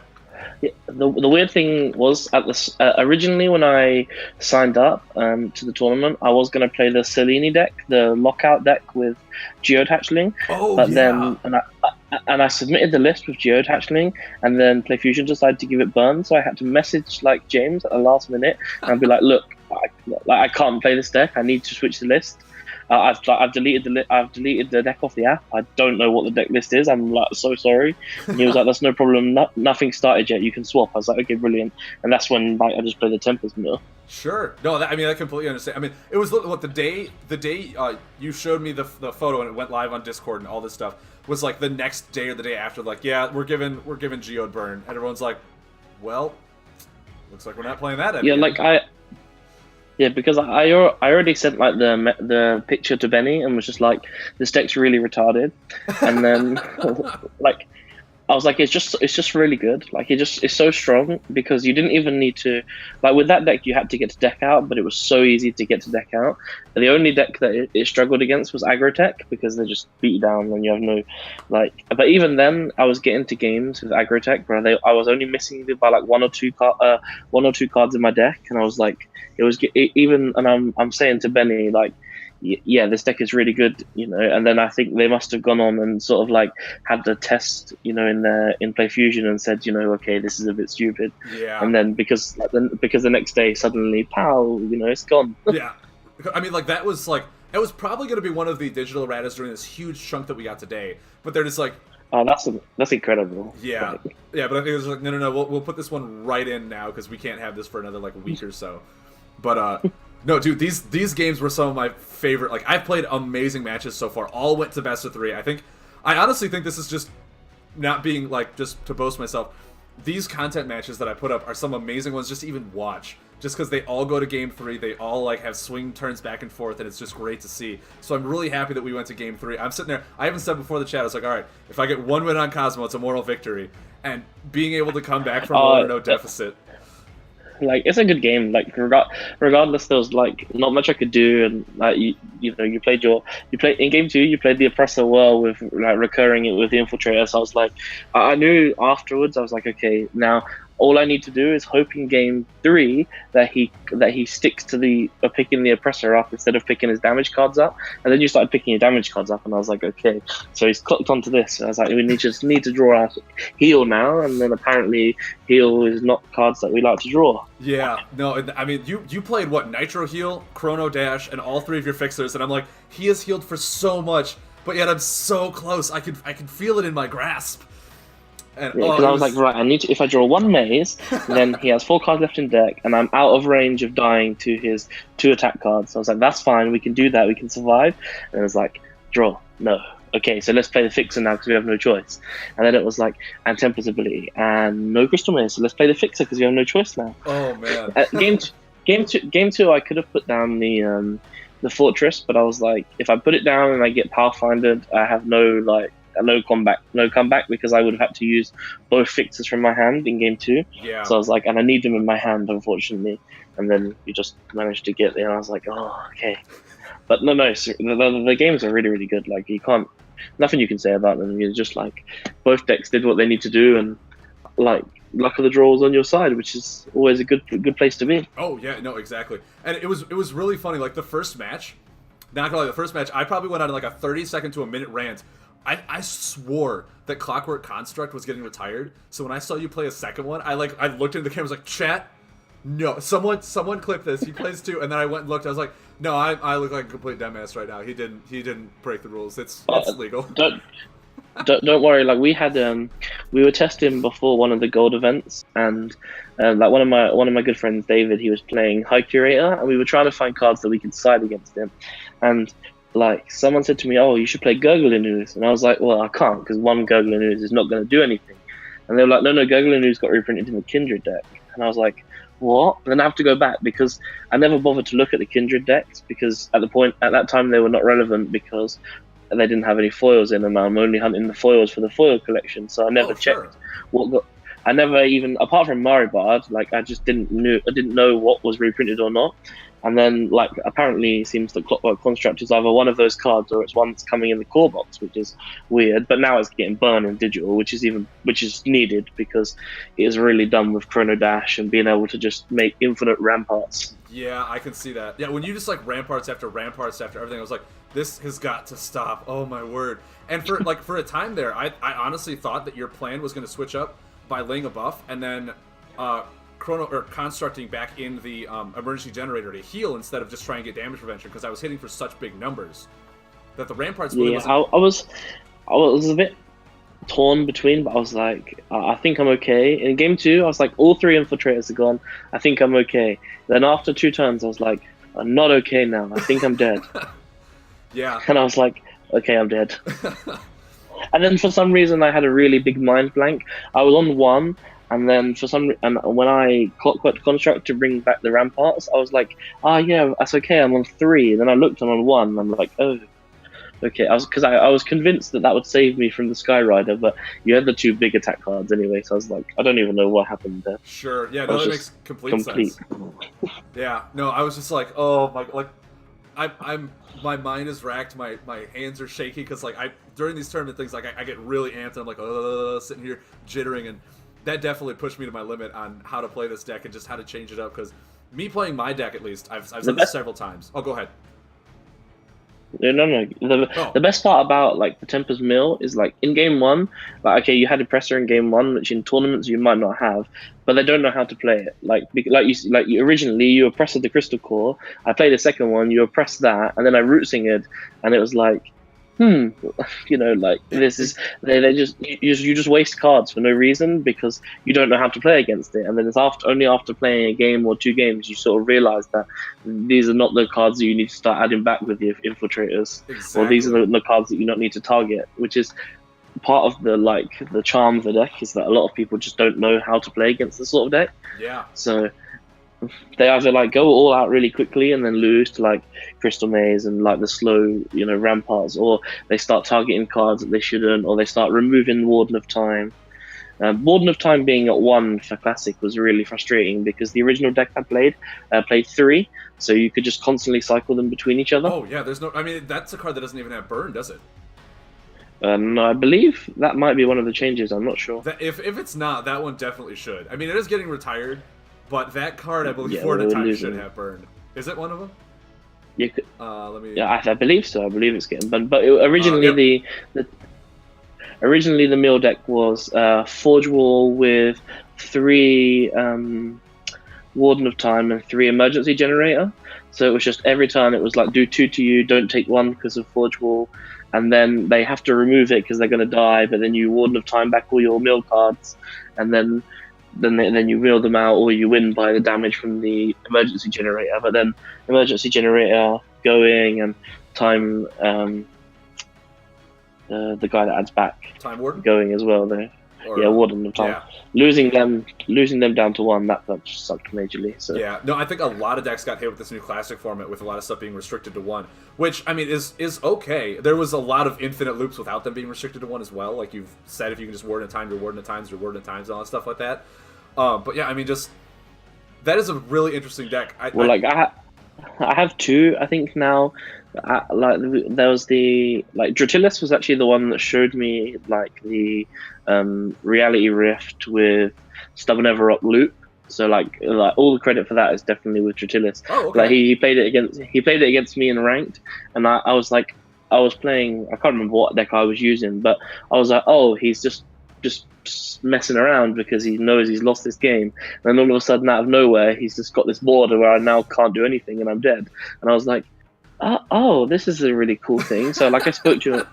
So I spoke to him a bit on Discord, and he's really helpful on Discord. Oh, yeah. We usually chat because me being sort of the front runner at the moment for the invitational for digital for the UK, and him chasing the US version. Yep. We sort of I end up sort of covering daytimes for the UK, and that whilst he's asleep, and then when he comes out, I go to bed. So we have between us, we can keep the other people in check. You have or like attempted to. a 24-hour news stream of Lightseekers just between the two of you. That's pretty ingenious. But unfortunately, sometimes real life gets into you have to work, or you go to tournaments for the weekend, or I know he's had family over for the past week, so Yeah. he's been sitting on Master 42 for the past sort of week and a half. Yep. So, but he has to grind a lot more than I do because, in the UK at the moment, there's only 2 players that have even hit Diamond, or even Europe. There's only 2 players that have hit Diamond. There's me and Gordon. But yeah, me and Gordon. But he's the current leader for the points for Europe. Okay, didn't he win the first gold tier tournament in the UK also? Didn't I see Gul'dan as the winner? Yeah, he's a really, really good player. He beat me in top 8. Oh, wow. He was mainly. I was playing Magrok. He was playing Tempers, which is traditionally a good matchup for me. But I didn't realize that he was maining Warp Toad. So he had 2 cards left in deck and 4 cards in hand, and he time shifted. And I was like, oh, well, I have Shroud of Night. I'm on 1. I was like, what are you going to time shifter it for? There's nothing you have left that you can possibly win with. And then he busts out a Warp Toad, then hits me with a Tyrex Mercenary for game. And I was like, oh my god, I just lost my head. I just completely lost my head. And then in game 2, he just smoked the living daylight out of me. Like I just couldn't. Like I played a Mountain Fort, he got bombered, then he hit me in the face. Then he had the turret from turn 1 with a blacksmith, and I was just like, I just completely lost my head and got destroyed. Sure. And then but he just definitely had his day in the gold event, and he's he's always one of the top competitors in the UK regardless. He loves that Tempest deck. Oh, yeah. I can't wait for these nice little changes to come and see if he, I was winding him up earlier on about how he should change his name to Smoke Master. Because he won the Heroic Starfish Championship that we ran in November with Agrotech as well. Oh, really? So he's like, yeah. So that's sort of like his handle deck at the minute. Ooh, man. But we'll get to see on the app when he can't play all these silly little fumbling alchemists for 6 and so on without having to sort of pay the hefty fine of a combo, which you don't want to do really. Oh. And the Looper change as well. Looper becoming Draga Scorcher basically. Yeah, I mean it's not even a Draga Scorcher. It literally gives your opponent a chance to draw before that buff even goes off, so they could draw a buff removal from it, and it's only 1 more damage. So I think it's really good.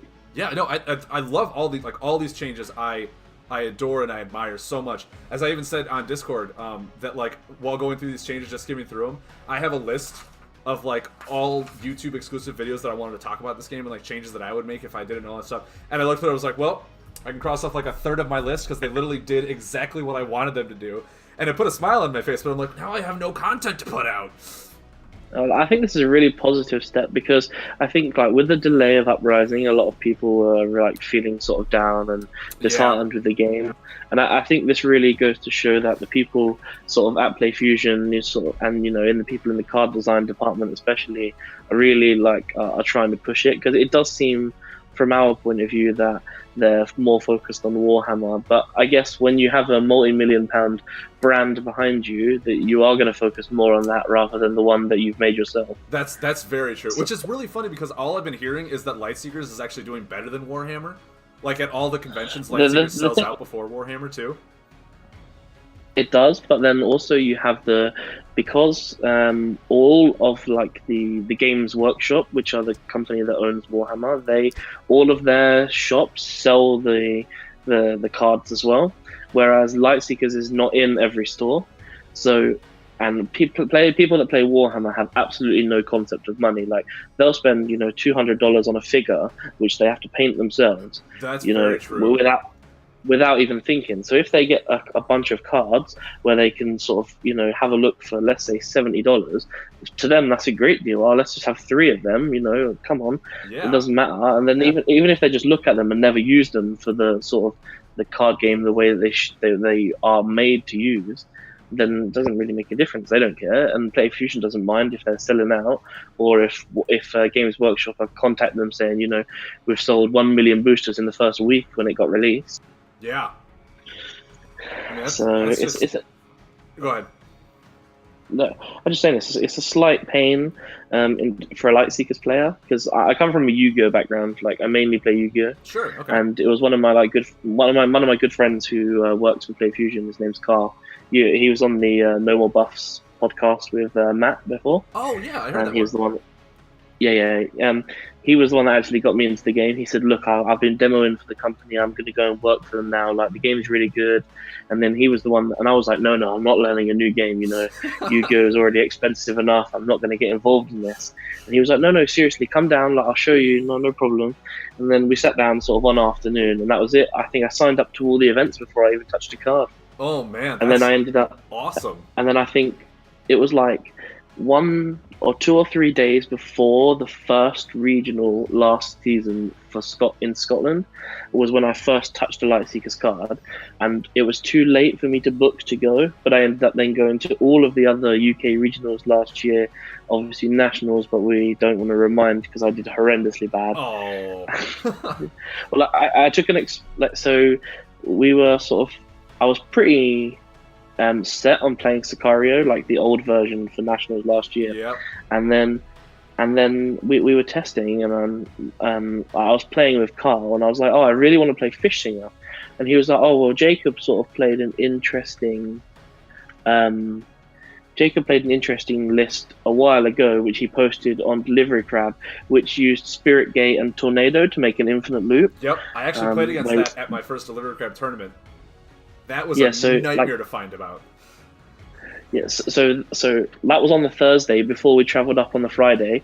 So on the Thursday night in the hotel, I'm playing this Fish Stinger deck, and I'm loving it. Like I'm crushing everyone. I'm beating Dolo, and I'm like, Dolo's my big headache matchup. So I'm like, I'm loving life. Yeah. So I go to the tournament. So the last chance regional, like I'd obviously already qualified, but I thought, this is a chance to experiment if I ever wanted to have a chance to experiment. Oh, sure. And I ended up 4-1 in the top 8, and then I beat my friend Joe in top 8, and then I won in top 4, and then I got to the final of the last chance regional, and I was playing against Horaciel, who's another really good friend of mine, and who we play test and stuff together, and we would talk about the game.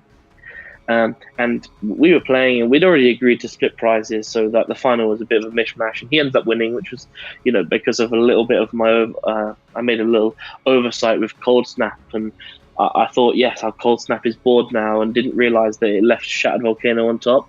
So all he did was Geode Hatchling with no deck, playing Granite, bought the Shattered Volcano. I bought the Shattered Volcano back and stole the game, and I was like, oh, well, this doesn't matter. And the next day, I'm like, so now I'm super confident with my deck. I'm super happy. Go into the next day, first round, I get paired against Heroic Starfish, like, Brendan from my team. Yeah. Our Heroic Starfish daddy. And he beats me round 1 of Nationals, and then Joe goes on to win the whole thing, which was brilliant for our group. But from myself. Oh, Just that's not awesome. not a good day. That's awesome. Not a good day. Well, no, So, but Nationals was awesome. It was. Sorry, Bulbasaur says, we had an Ushi list with a Time Worm Infinite Loop that was our ace in the hole for Nationals. We decided against it because we didn't want to go to time and lose in turns. I can completely understand that, Bulbasaur. So this was actually the hilarious thing as well, was I actually was speaking to Bova and Chalice the day before, and I was like, oh, I have this really cool Ushi deck. And they were like, where did you hear about this? And I was like, well, the idea is from the Jacob list, but thing. And they were like, oh, you've ruined it for us because now this was our surprise. And then like, because obviously the UK Nationals was like a month or 2 months before the American Nationals. Yep. So now that I've spoiled the surprise and made it sort of like a thing, not a thing, but like people know about it now rather than not knowing about it. You made it more common knowledge. Yeah, so then I think I had a couple of people message me like, oh, we really want to play this Ushi deck. But I was like, well, it's not that great against aggro, you just get smashed. Because that's what Heroic Starfish ended up top 8 in Nationals. He top 4 actually in Nationals with the Cassini list. And that's what he just destroyed me in the He just destroyed me in the first round. It was similar to the match that we just played where I had to make a play and then it left it so that he had to have like a specific 2 cards to beat me, and he had them, and I was like, oh, well, So now it's always like a meme where he just like sort of flashes a Chim Chim Militant at me and like every time, sort of like, haha. But I managed to get my revenge when we had the Cambridge tournament at the Play Fusion HQ, where I played against, again, I got paired against Brendan in round 1, but I managed to cheese a win with Kalak that time. So that's we're awesome. We're 1-1 at the moment. That's so awesome. Yeah, you got to get that grudge match. Got to get the rubber band match going. Oh, I don't want to play this. This is the problem. Is I always test with people. Like I talk to them about decks. I help them. They help me. We bounce ideas off each other, and then we get paired against each other in the first round of a big tournament. Always happens. Dude, I completely understand. I have a friend, Steven, who him and our group that played Lightseekers, a lot of them unfortunately don't play anymore because I think they don't play the digital app. They have other things going on, board games and whatnot. But when we first started at Gen Con, we played this all the time, and we were the group, our own group. We didn't even have a team name. We were just kind of like, hey, we love this game. Let's have some fun. We would always deck test, and it was me and him going hand in hand trying to build these best decks. And 3 out of the 4 tournaments that we entered, like the Delivery Crab, the any Gen Con, like Invitation, stuff like that, 3 out of the 4, me and him were paired first round. So it was always just a joke, like, dude, seriously, just stop, okay? We're ruining our chances to continue. This is so bad. Yeah. It literally always happens. Like my friend David Mashiro, we were talking about deck lists before the Bristol event. Oh, sure. And he was playing the High Curator, and I chose to play Magrock. And I said to him, well, you're the only person in the room playing High Curator, which ended up being 2 people, because another person from our Facebook chat, he ended up picking up the game like 24 hours before, not even 24 hours, 12 hours before the gold event. He came to the pub on the Friday night and sat down, and he sort of started fiddling around, and he was like, I'll play this deck then. So we were like, yeah, sure, no problem, here you go. And they both end up playing it. Round 1, I have to play against Mashiro. And he ends up beating me in time. And it's like, but we already knew. And then round 5, I have to play against Shuffle Shuffle, who is my other friend playing the High Curator, and he beats me in time as well. But I still managed to squeeze into top 8 in 7th, and then Dan decided to send me home with his Warp Toad. So nice. Well, obviously not nice at the end, but that's pretty awesome. Bulbasaur says he always gets paired against his wife too. Man, that's gotta be some awkward conversations on the drive home, right? Like, who wins that matchup? But no one really wins that matchup, though, do they? I mean, I believe in the phrase "happy wife, happy life," so there is a 50-50 chance that someone wins, right? I mean, I guess so. But Mandy's also really cool as well. So she's like shout outs to Lifesaver as well. She's really cool. She's really good for the game. They've just had a young daughter, so I'm pretty sure they'll be back. Yeah, Baby General Carnage, as I like to call her. Yeah, I said they should have called her Alara. That would have been much cooler. Oh, that's a really pretty name. But so I mean, I got about 20 minutes before I want to do my next deck. Do you want to stay on and talk about some of these changes?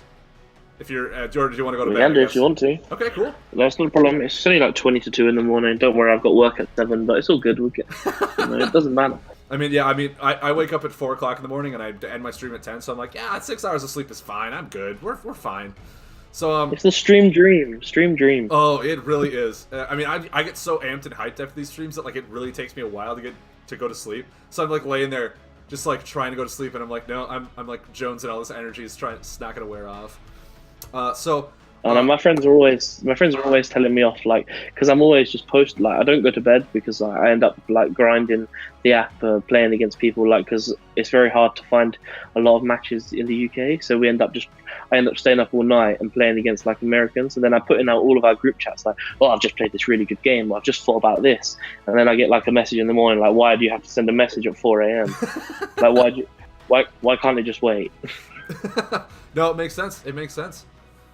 Okay, so I mean, hopefully everyone in chat has been able to read these. I posted on my chat before we started the game, but there's a lot of changes coming through here, and I mean, we don't have to talk about them all because obviously, like I said, there's way too much to go through here. But I think the big ones we have to talk about are obviously the classic is not coming to digital, and because of that, we're getting all of the errata before the physical is coming when Uprising comes out. So we actually get to play content that's not going to be adapted to the future physical for several months. We get to actually test that out before they do, which I think is actually I guess really so, cool. but also like all of the Awakening changes won't really make any difference to the physical game because they won't ever see play because it gets to they're all going. Yep, and I mean it's not even that they're big all changes. Like Eclipse is going from 11 to 10 healing. Big whoop. They're the small changes, but like big changes like the Sicario. Oh, that's a big change. So I really love the fact that like everyone knows how almost cancer Sicario is for the classic form, or not the classic, the standard format of the app. That they gave all of these changes. They legitimately like texted it all out, and they just put a big old picture of Sicario right in the middle of it. Be like, hey, here's the #1 change we're doing, and I hope you're happy with it. And I'm just like, oh, so they're not doing card changes for everything else. They just, nope, here's Sicario. This is exactly what it reads in case anyone has any questions. Like this is like Sicario is such an insane hero that this is actually like the second errata of Sicario, because originally you used to, I think it said you could just move one buff into play out of choice, like even if you had 2 or more buffs in hand. And then they moved it. Then they changed it so you have to move 2, and then obviously if you have 2, and then now it's only shadow buffs, which is much better. Yeah. The deck was actually fine until they gave us Shadow Wraith back, and then introduced Dusk Talon Assassin in Kindred. Those were the 2 big changes that made the deck disgustingly good. No, exactly. And I also find it hilarious that they actually posted the pictures of Sicario, because now that I'm reading it, it says 2 different shadow buffs, so you can't put in like 2 Abyss Tentacles with Sicario anymore. I know, this is a big sad. Yeah, I mean it's sad for those people that play it, but it's a change that needed to happen, and I'm really happy to see that. Oh, definitely needs to happen. So, with that being said, and all these other things that are happening, so I guess I just want to ask you, you've probably had a lot more time to read this in general and soak it all in. Not so much actually. Like I read it. I was at work when it got announced, so I sort of skimmed over a thing, and then in our chat they were just sort of talking about a few of the changes. But I think a lot, like obviously the main one, Sicario is pretty cool, and then we've obviously got the changes that Crystal Maze that we already knew about. Yep. Cards like Storm Calling, Cloud Harvester getting burned to stop silly loops. Yep. I mean, I think a lot of these card changes actually probably should have been done in the first place when they first made the game. Things like Spectral Web being other buffs. Oh, I literally have like 4 different ideas of what Spectral Web should have been that are way better than what they actually put out. Because Spectral Web was like a nightmare card for me. Because one of my friends, Jason, all he played was Nature, and he ran 3 Spectral Webs in his deck, and I'm like, dude, I hate you so much right now. Because he would just return to his hand, play again, restart it with Old Oak. And I was like, this is horrible. There was like one member of our group who just used to play Trianu all the time, and it got to the point where it was like people were finding ways just to play around it, like playing Maribard in decks that didn't need to play Maribard, we were playing Chrono Warper in aggro tech just because we had no out to the Spectral Web if it was there, so we had to start playing like Chrono Warpers and Fountain of Time and lots of cards that were awful in every other game just for that matchup. No, exactly. Yeah, you had to tech for just that card, and it was like a nightmare. It's like, oh my god. And the fact that it's Soul and works well with so many decks, you could see it in any deck. Like you saw it in Sicario after the new revisions, and it's like, oh my god, do I really have to start teching in time just to beat a Sicario deck?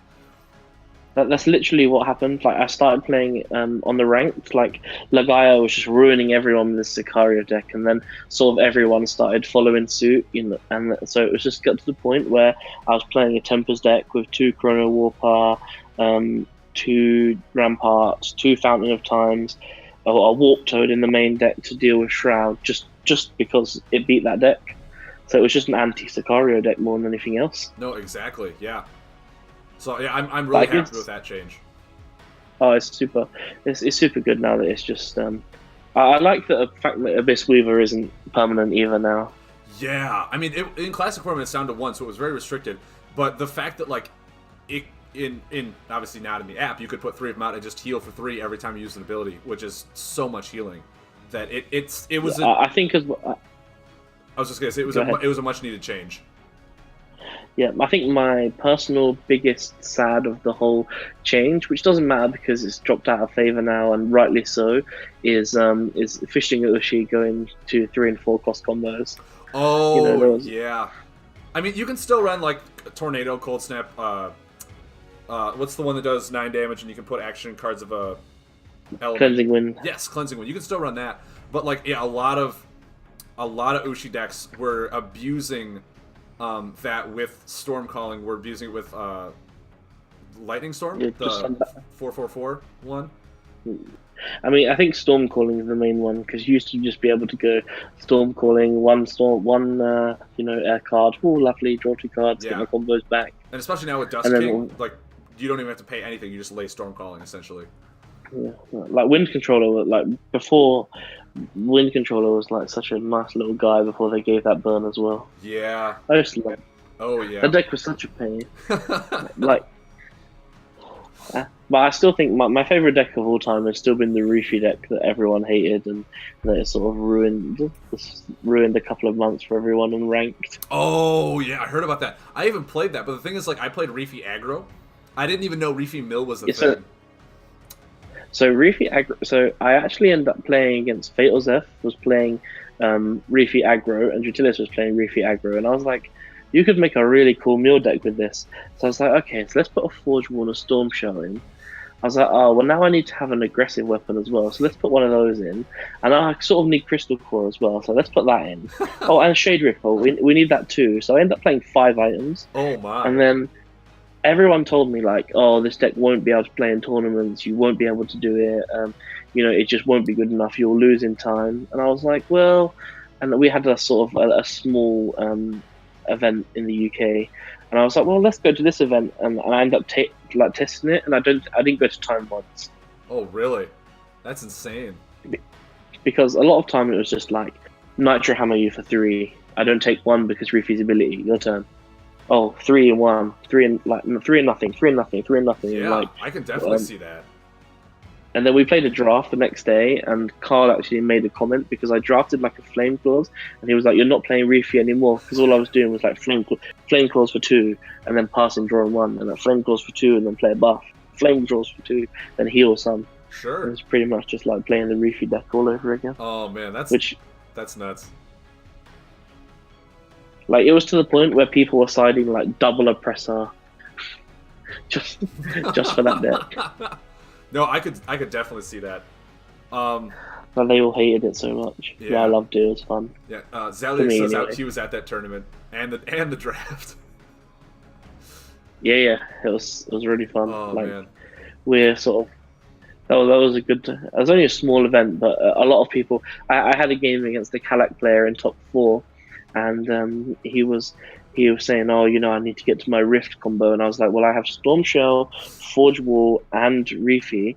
He was like, "Yeah." So I was like, "Well, what happens is your 30 damage Rift combo now becomes something like 8 or 12."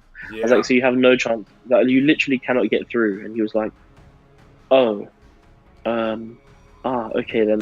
Yeah, you win. You win."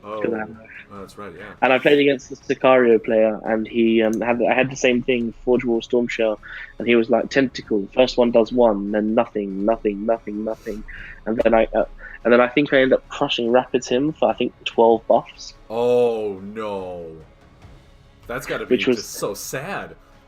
I just looked at him and I was like, "Do you want to go for a swim?"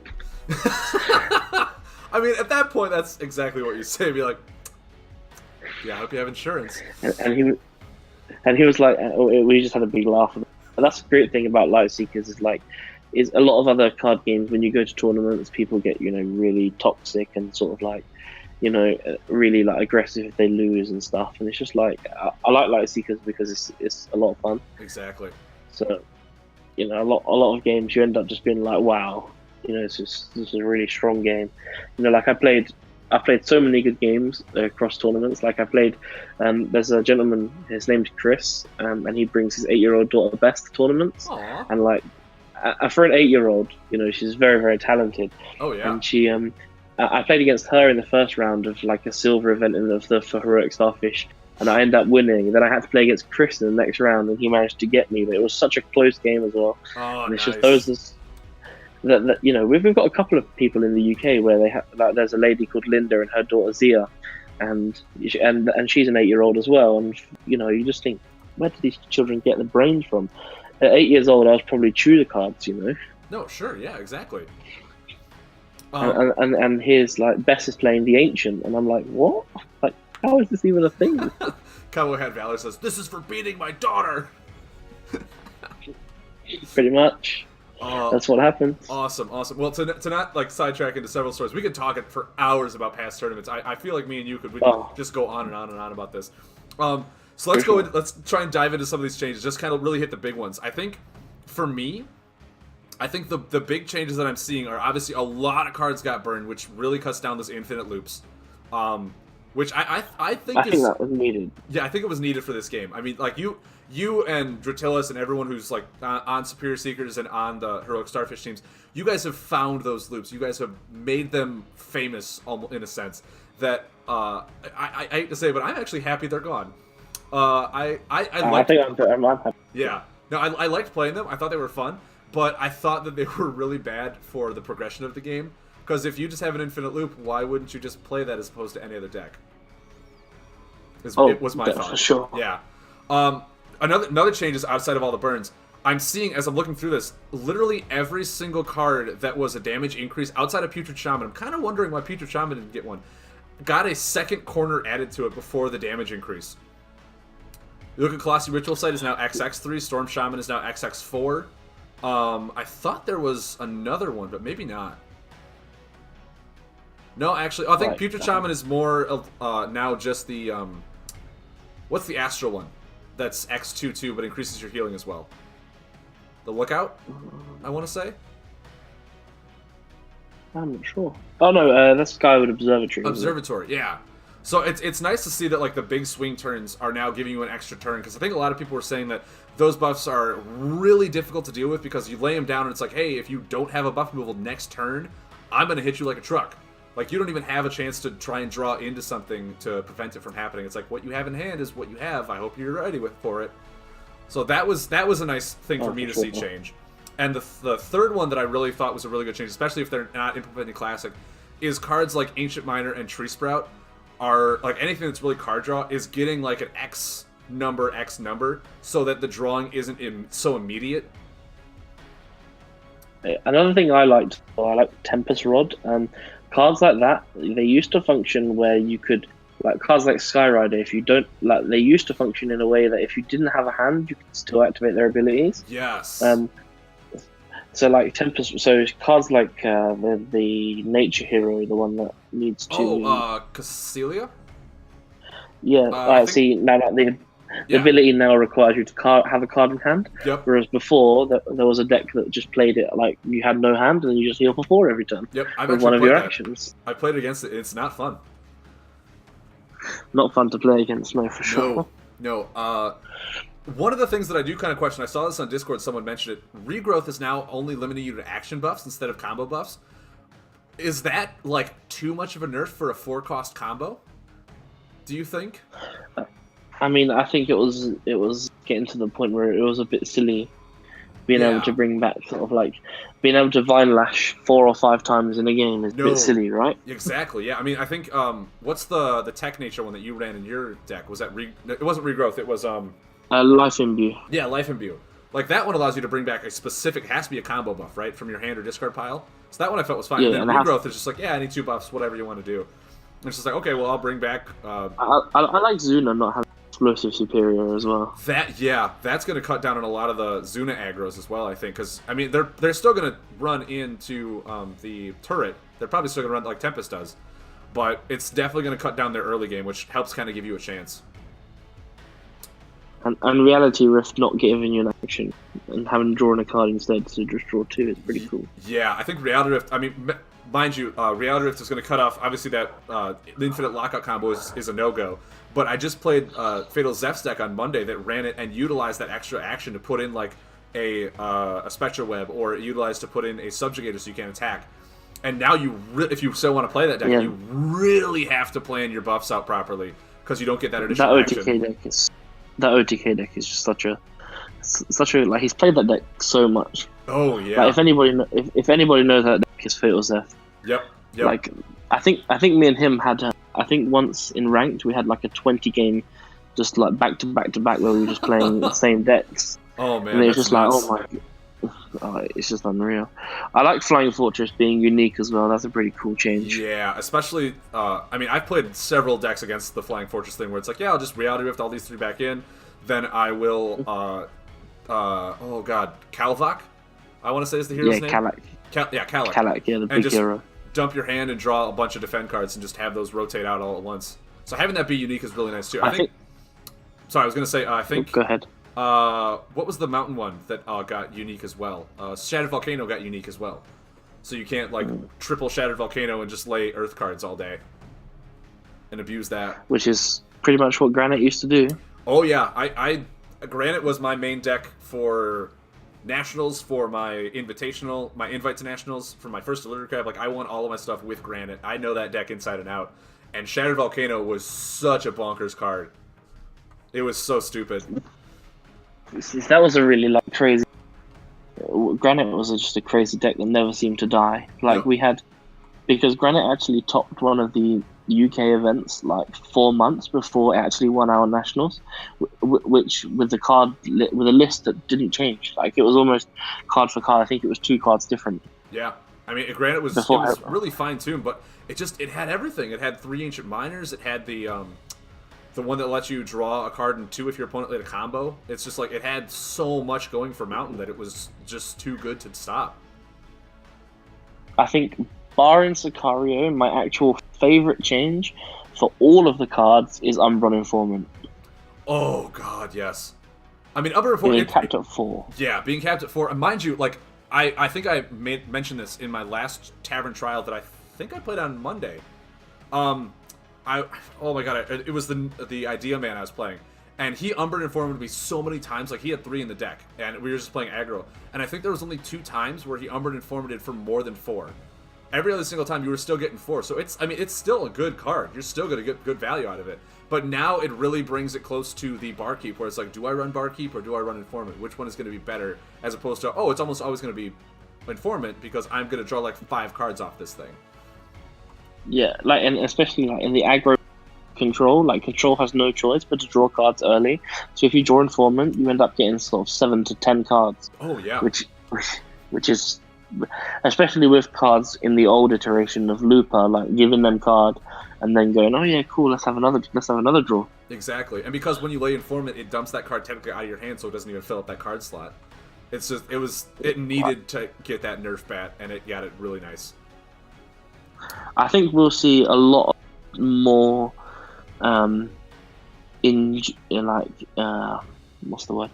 intuitive decks coming forward now with all these changes, and I think ranked will be a lot more fun, and the people will be more inclined to pick up the game now. Oh, definitely. That was instead of just. Go ahead. Go ahead.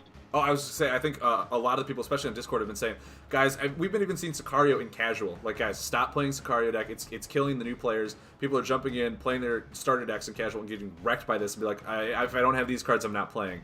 That I think all these changes, once once the new players, obviously this is in the news banner, so the new players will have to jump in, find out all these erratas before they go into the physical stuff. But like now, this is going to change the game.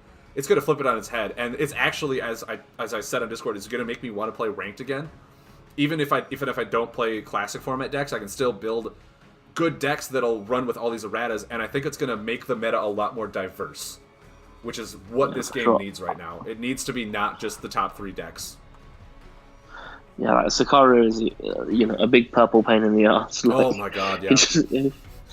It just needed to go. Just needed to go. They really should just be like, all right, here's what Sicario gets. Sicario starts with 5 health, no superiority, and his ability says, take 4 damage, lay 2 buffs. That's your turn. That's what Sicario needed. Just if you like we with the Heroic Starfish tournament that we're doing on the app now, and like with the Heroic Starfish online tournament, like we had a few people, like my team were just messaging me like, oh, so what should we play? And I was like, well, just play Sicario because it's the best. And yeah. And they're like, yeah, but we don't want to play Sicario because it's not fun. I'm like, well, do you want to win? They're like, yeah, we play Sicario. And then then they're like, well, what are you playing? I was like, well, I'm playing Sicario because it's the best deck. No, exactly. I was like, well, I want to win. Yeah, I mean, I think in one of the interviews that Matt actually did, as a matter of Matt Sonnenberg, the delivery crab guy, he did an interview with one of the people who brought a Fish Stinger Ushi to a deck before all that nerf stuff happened. And it was a mill, it was a fatigue, and he just asked him, he's like, do you really like playing this deck, or are you just playing because it's a really good deck? And I think the guy just said, to not be blunt, to not be rude or anyone, but I play to win, so I'm going to bring the deck that I know has like the best win chance, and if you don't want to play this deck or you don't want to play against this deck, then go back to casual. And I was just like, wow, that's true. That is a statement. I mean, it's a true statement, it's fair to say. Because, I mean, it was the best deck at the time, and he played to win. He didn't play to test out anything new. It was at a tournament. So it was fair to say on all that. I was just like, wow, this guy's just like, that's the moment you just pull out a mic and you just drop it on the podcast, and you're like, I'm out. If you don't come to win, or you don't come to play, don't come to play.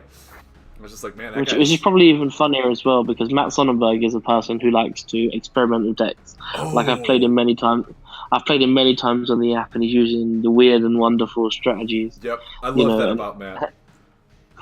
So just to turn around to him and say, well, this is the best deck, so just play it, it's pretty funny in itself. Start a podcast war between those two.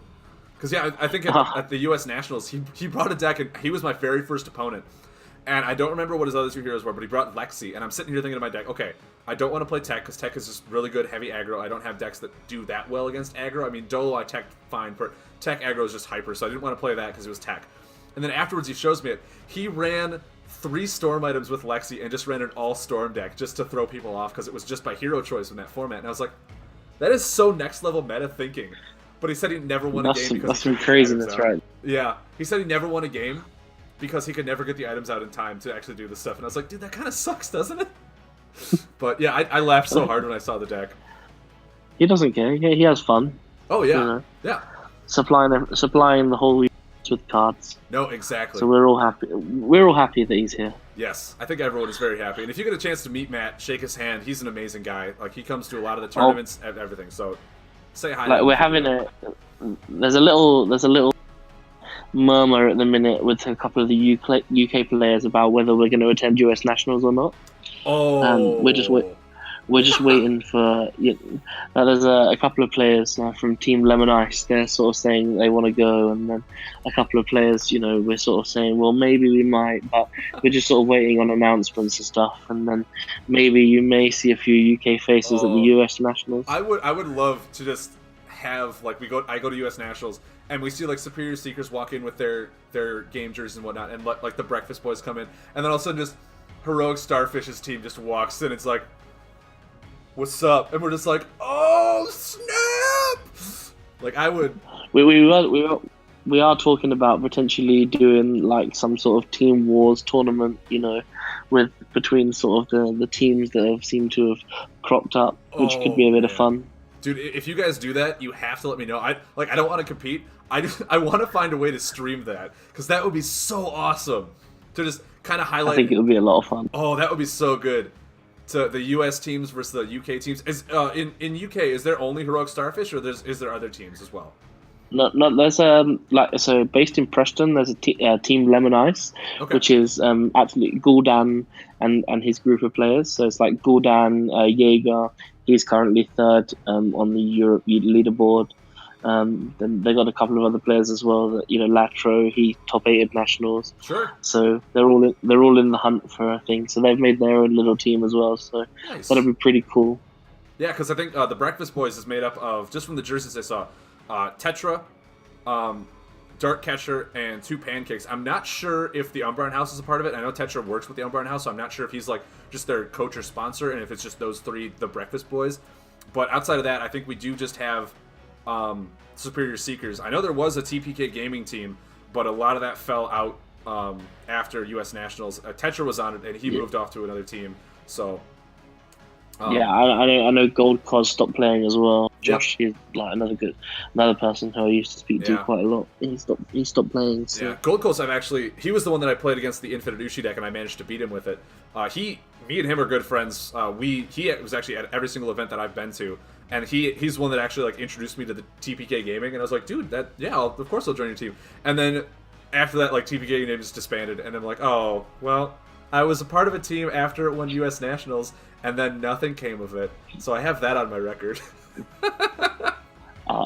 I think it's more. I think the team thing's more about sort of having fun together and sort of like just basically wearing t-shirts and having fun. Like I like having we like having our little gamer jerseys on, and it sort of gives you that little band of team of like cheering for each other and stuff. Wrangler says, "Wait, Razor, no Razor's pack team," and I'm like, "Oh, I could try and scrounge something up about the Razor's pack, the Thunderfin army." Oh, it just has a giant the Thunderfin army. That's pretty cool. The Thunderfin army. I could get going on that. Just a bunch of casual players who love wearing Thunderfin on their shirt.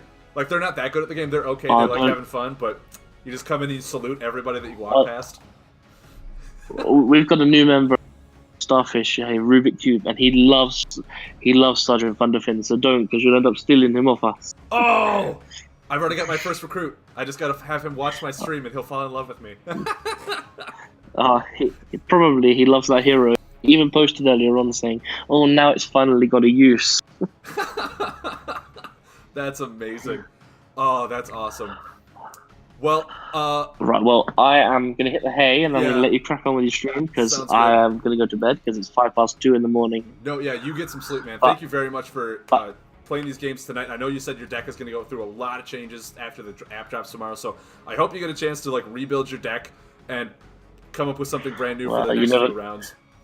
And hopefully, good luck in the last round or the further rest of the tournament. Yeah, thank you very much. I mean, like I said, I'm posting this tomorrow when I get home from work because I'm going to go to bed right away. But dude, these were some amazing games. I really enjoyed talking with you, especially about all these changes. It was really cool to get an insight about someone who's actually really close with PlayFusion themselves. So thank you very much for jumping in chat with me and playing me these games. Not a problem, my friend. Not a problem. Have a great evening. I'll speak to you soon. Have a good one. Take you back. Thunderfin salute out. Oh. So guys, what do you think? I think we did very well tonight. I am super surprised that I am still undefeated in this tournament. Oh, like every single matchup I go against, I always lose one. And it's always because I think I have a good strategy and it turns out to be wrong. So like, I go, all right, that strategy didn't work. Here's my second strategy. Hit hard, hit fast. I cannot go to endgame. And it's becoming that way that I'm literally just thinking like, maybe I just go that way from the start. Just hit hard and hit fast and don't try and get the max value out of anything. So, I mean, I personally love going best of 3. I think that makes for better content for you. But like, it's so nerve-wracking. Oh, it's so nerve-wracking. So thank you very much for tuning in. Thank you very much for watching. I still got 2 hours left to streaming, so don't think I'm going anywhere. I do want to talk a bit about these more in context, but I think I'm going to take like a 3 to 5 minute break quick, use the bathroom, maybe get a snack because I have not eaten dinner and I'm starving. So I might do that. Then I'll come back. I'll go through. I know JNels22 asked me to go through these in a little more detail.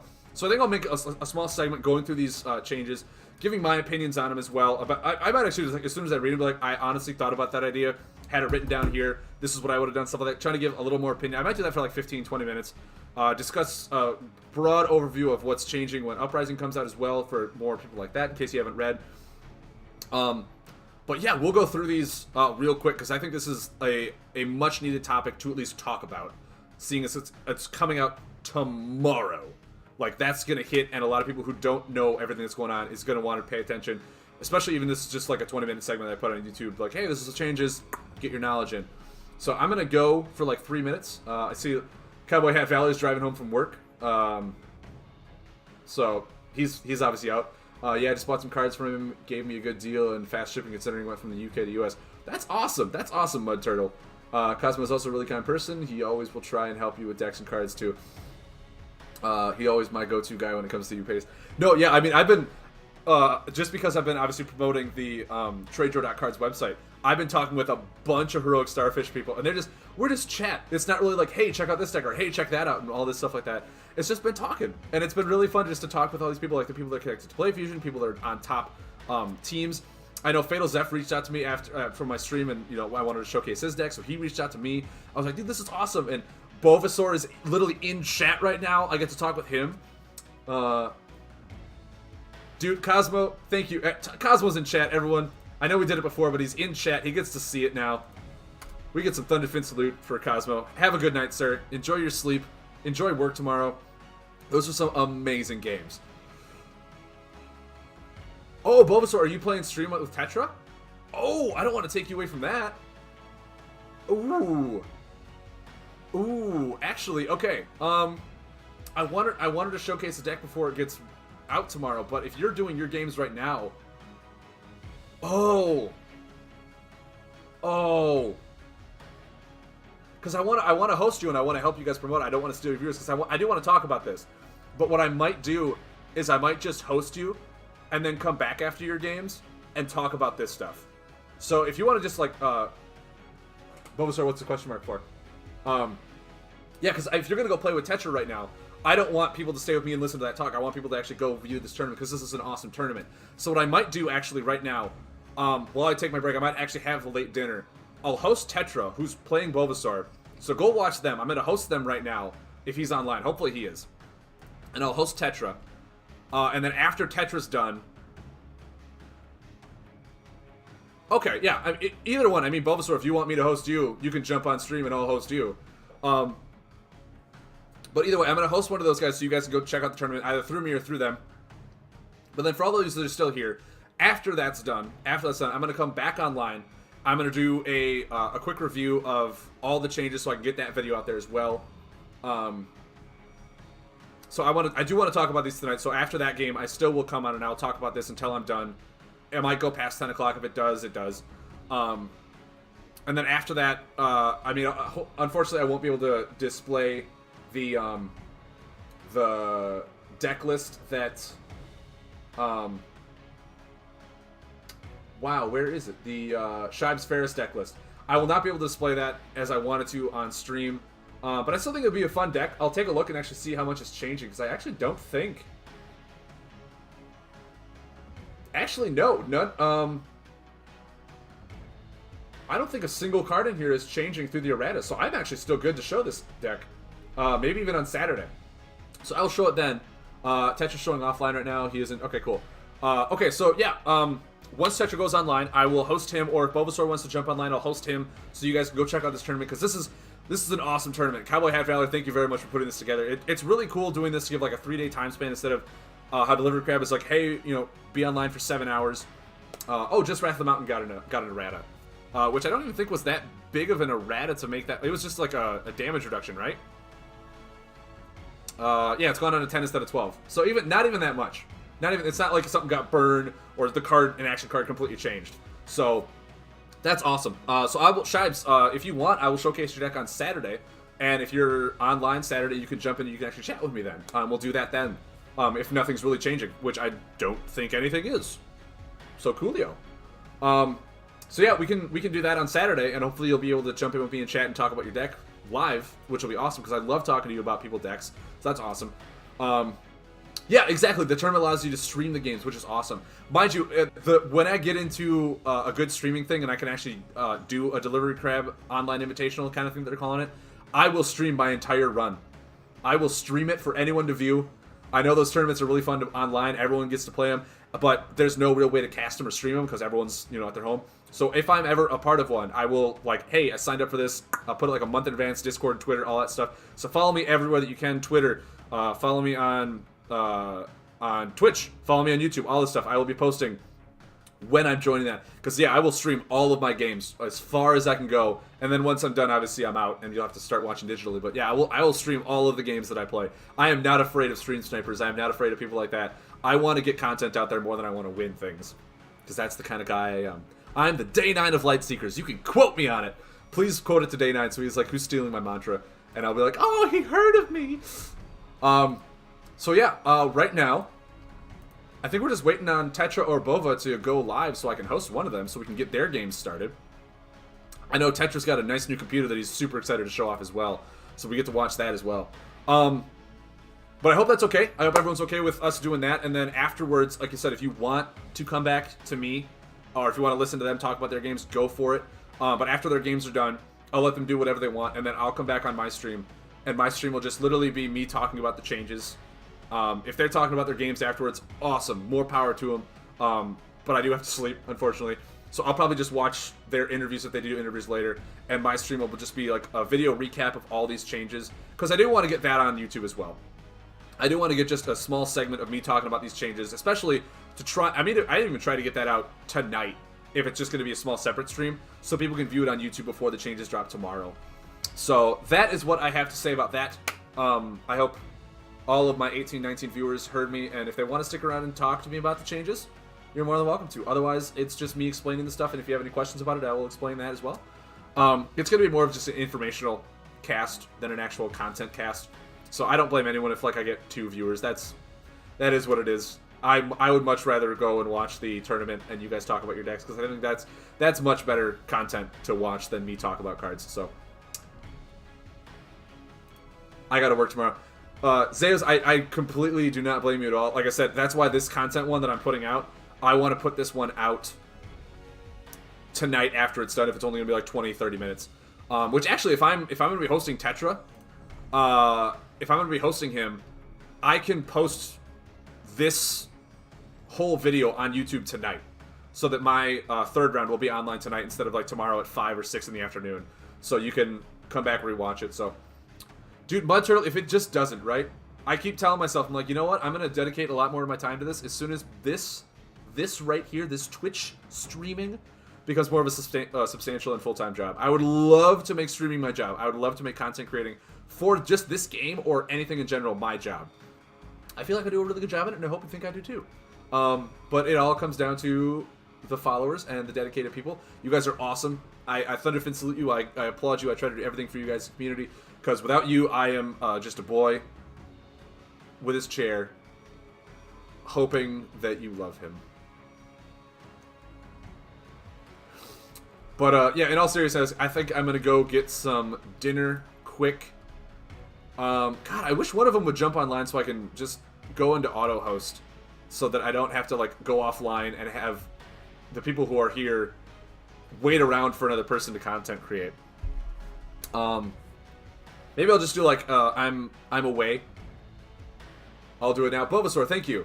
Were you planning on streaming? I don't want you to be I wasn't planning on streaming this, so people didn't see my deck. But if you're planning on streaming, I will host you right now. Otherwise, we can wait for Tetra. It's up to you. It's up to you. I want to pass the torch on to someone so that I can go and host, and then I can work on uploading this video onto my YouTube. I can go get some dinner, and I can just relax as I watch your all-out Tavern Trials, so not to copyright Hearthstone. It won't work after today either. Okay, that's fine. Ooh, it's spicy. That's awesome. Actually, I think Tetra already casted the one that he's playing, and I think he's just playing an elemental aggro, isn't he? Wasn't he just playing an aggro deck? I don't know which one he was playing in the tournament, but I saw him play against Brigbriz. I thought it was Brigbriz. Or no, he's playing the Jolty deck. He's playing the Jolty deck that got top 4 in the last tournament. That's what he's playing. So, yeah, Bulbasaur, you know I'm a man of spicy. You know I'm a man of spicy. I will host you if you can get me some of that spicy sauce.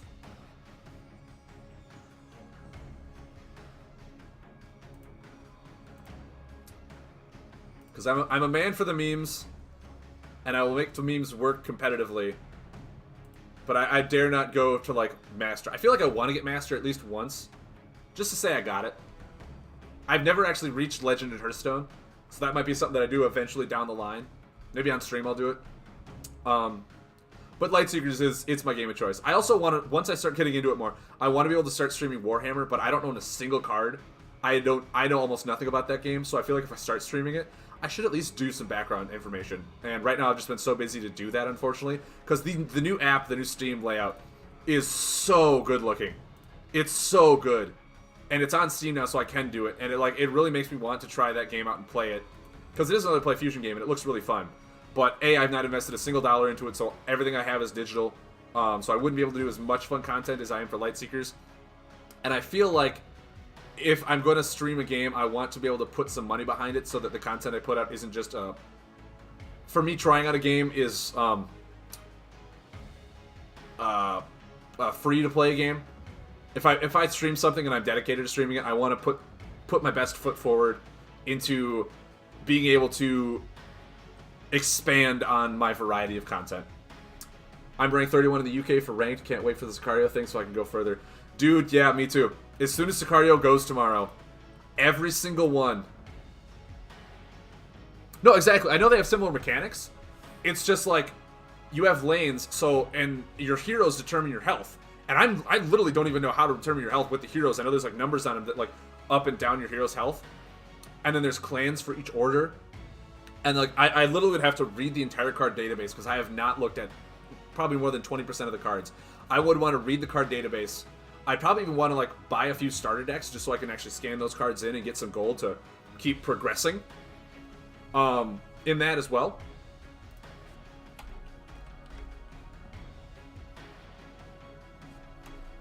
But yeah, I feel like if I did that, I would want to, at least buy some starter decks so I could have some real cards to,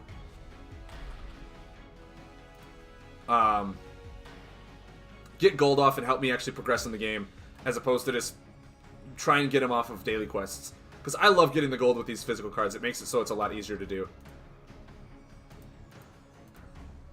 So yeah, I think once I move into my new place, start saving like a boatload more money. Once I start saving a boatload more money, I might buy like a few starter decks for that. Nothing going on yet though. Okay, cool. Cool, let me try and host you. Do I have to refresh this? I gotta refresh my dashboard because it's saying you're not online. So maybe if I refresh it... Oh no, I dropped down to 15 viewers. Everyone's leaving me. Hopefully for you, Bulbasaur.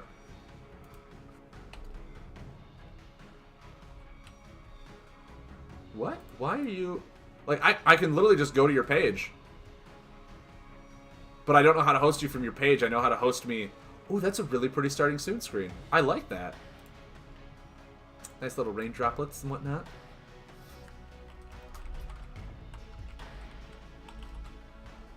Why can I not host you?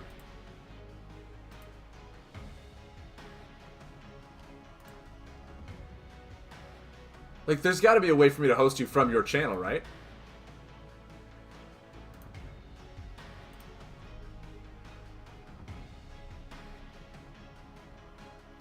Horncrab, you faced your coworker this round?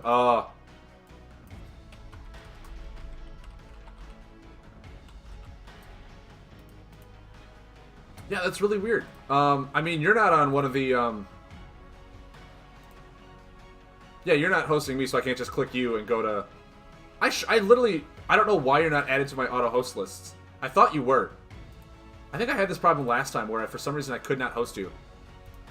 Maybe you have to be online for a certain amount of time to actually show that you're live. But, I mean, you have 9 viewers already without my help. All my people left me. But I'd love to be able... There you are! There we go. Now I can host you.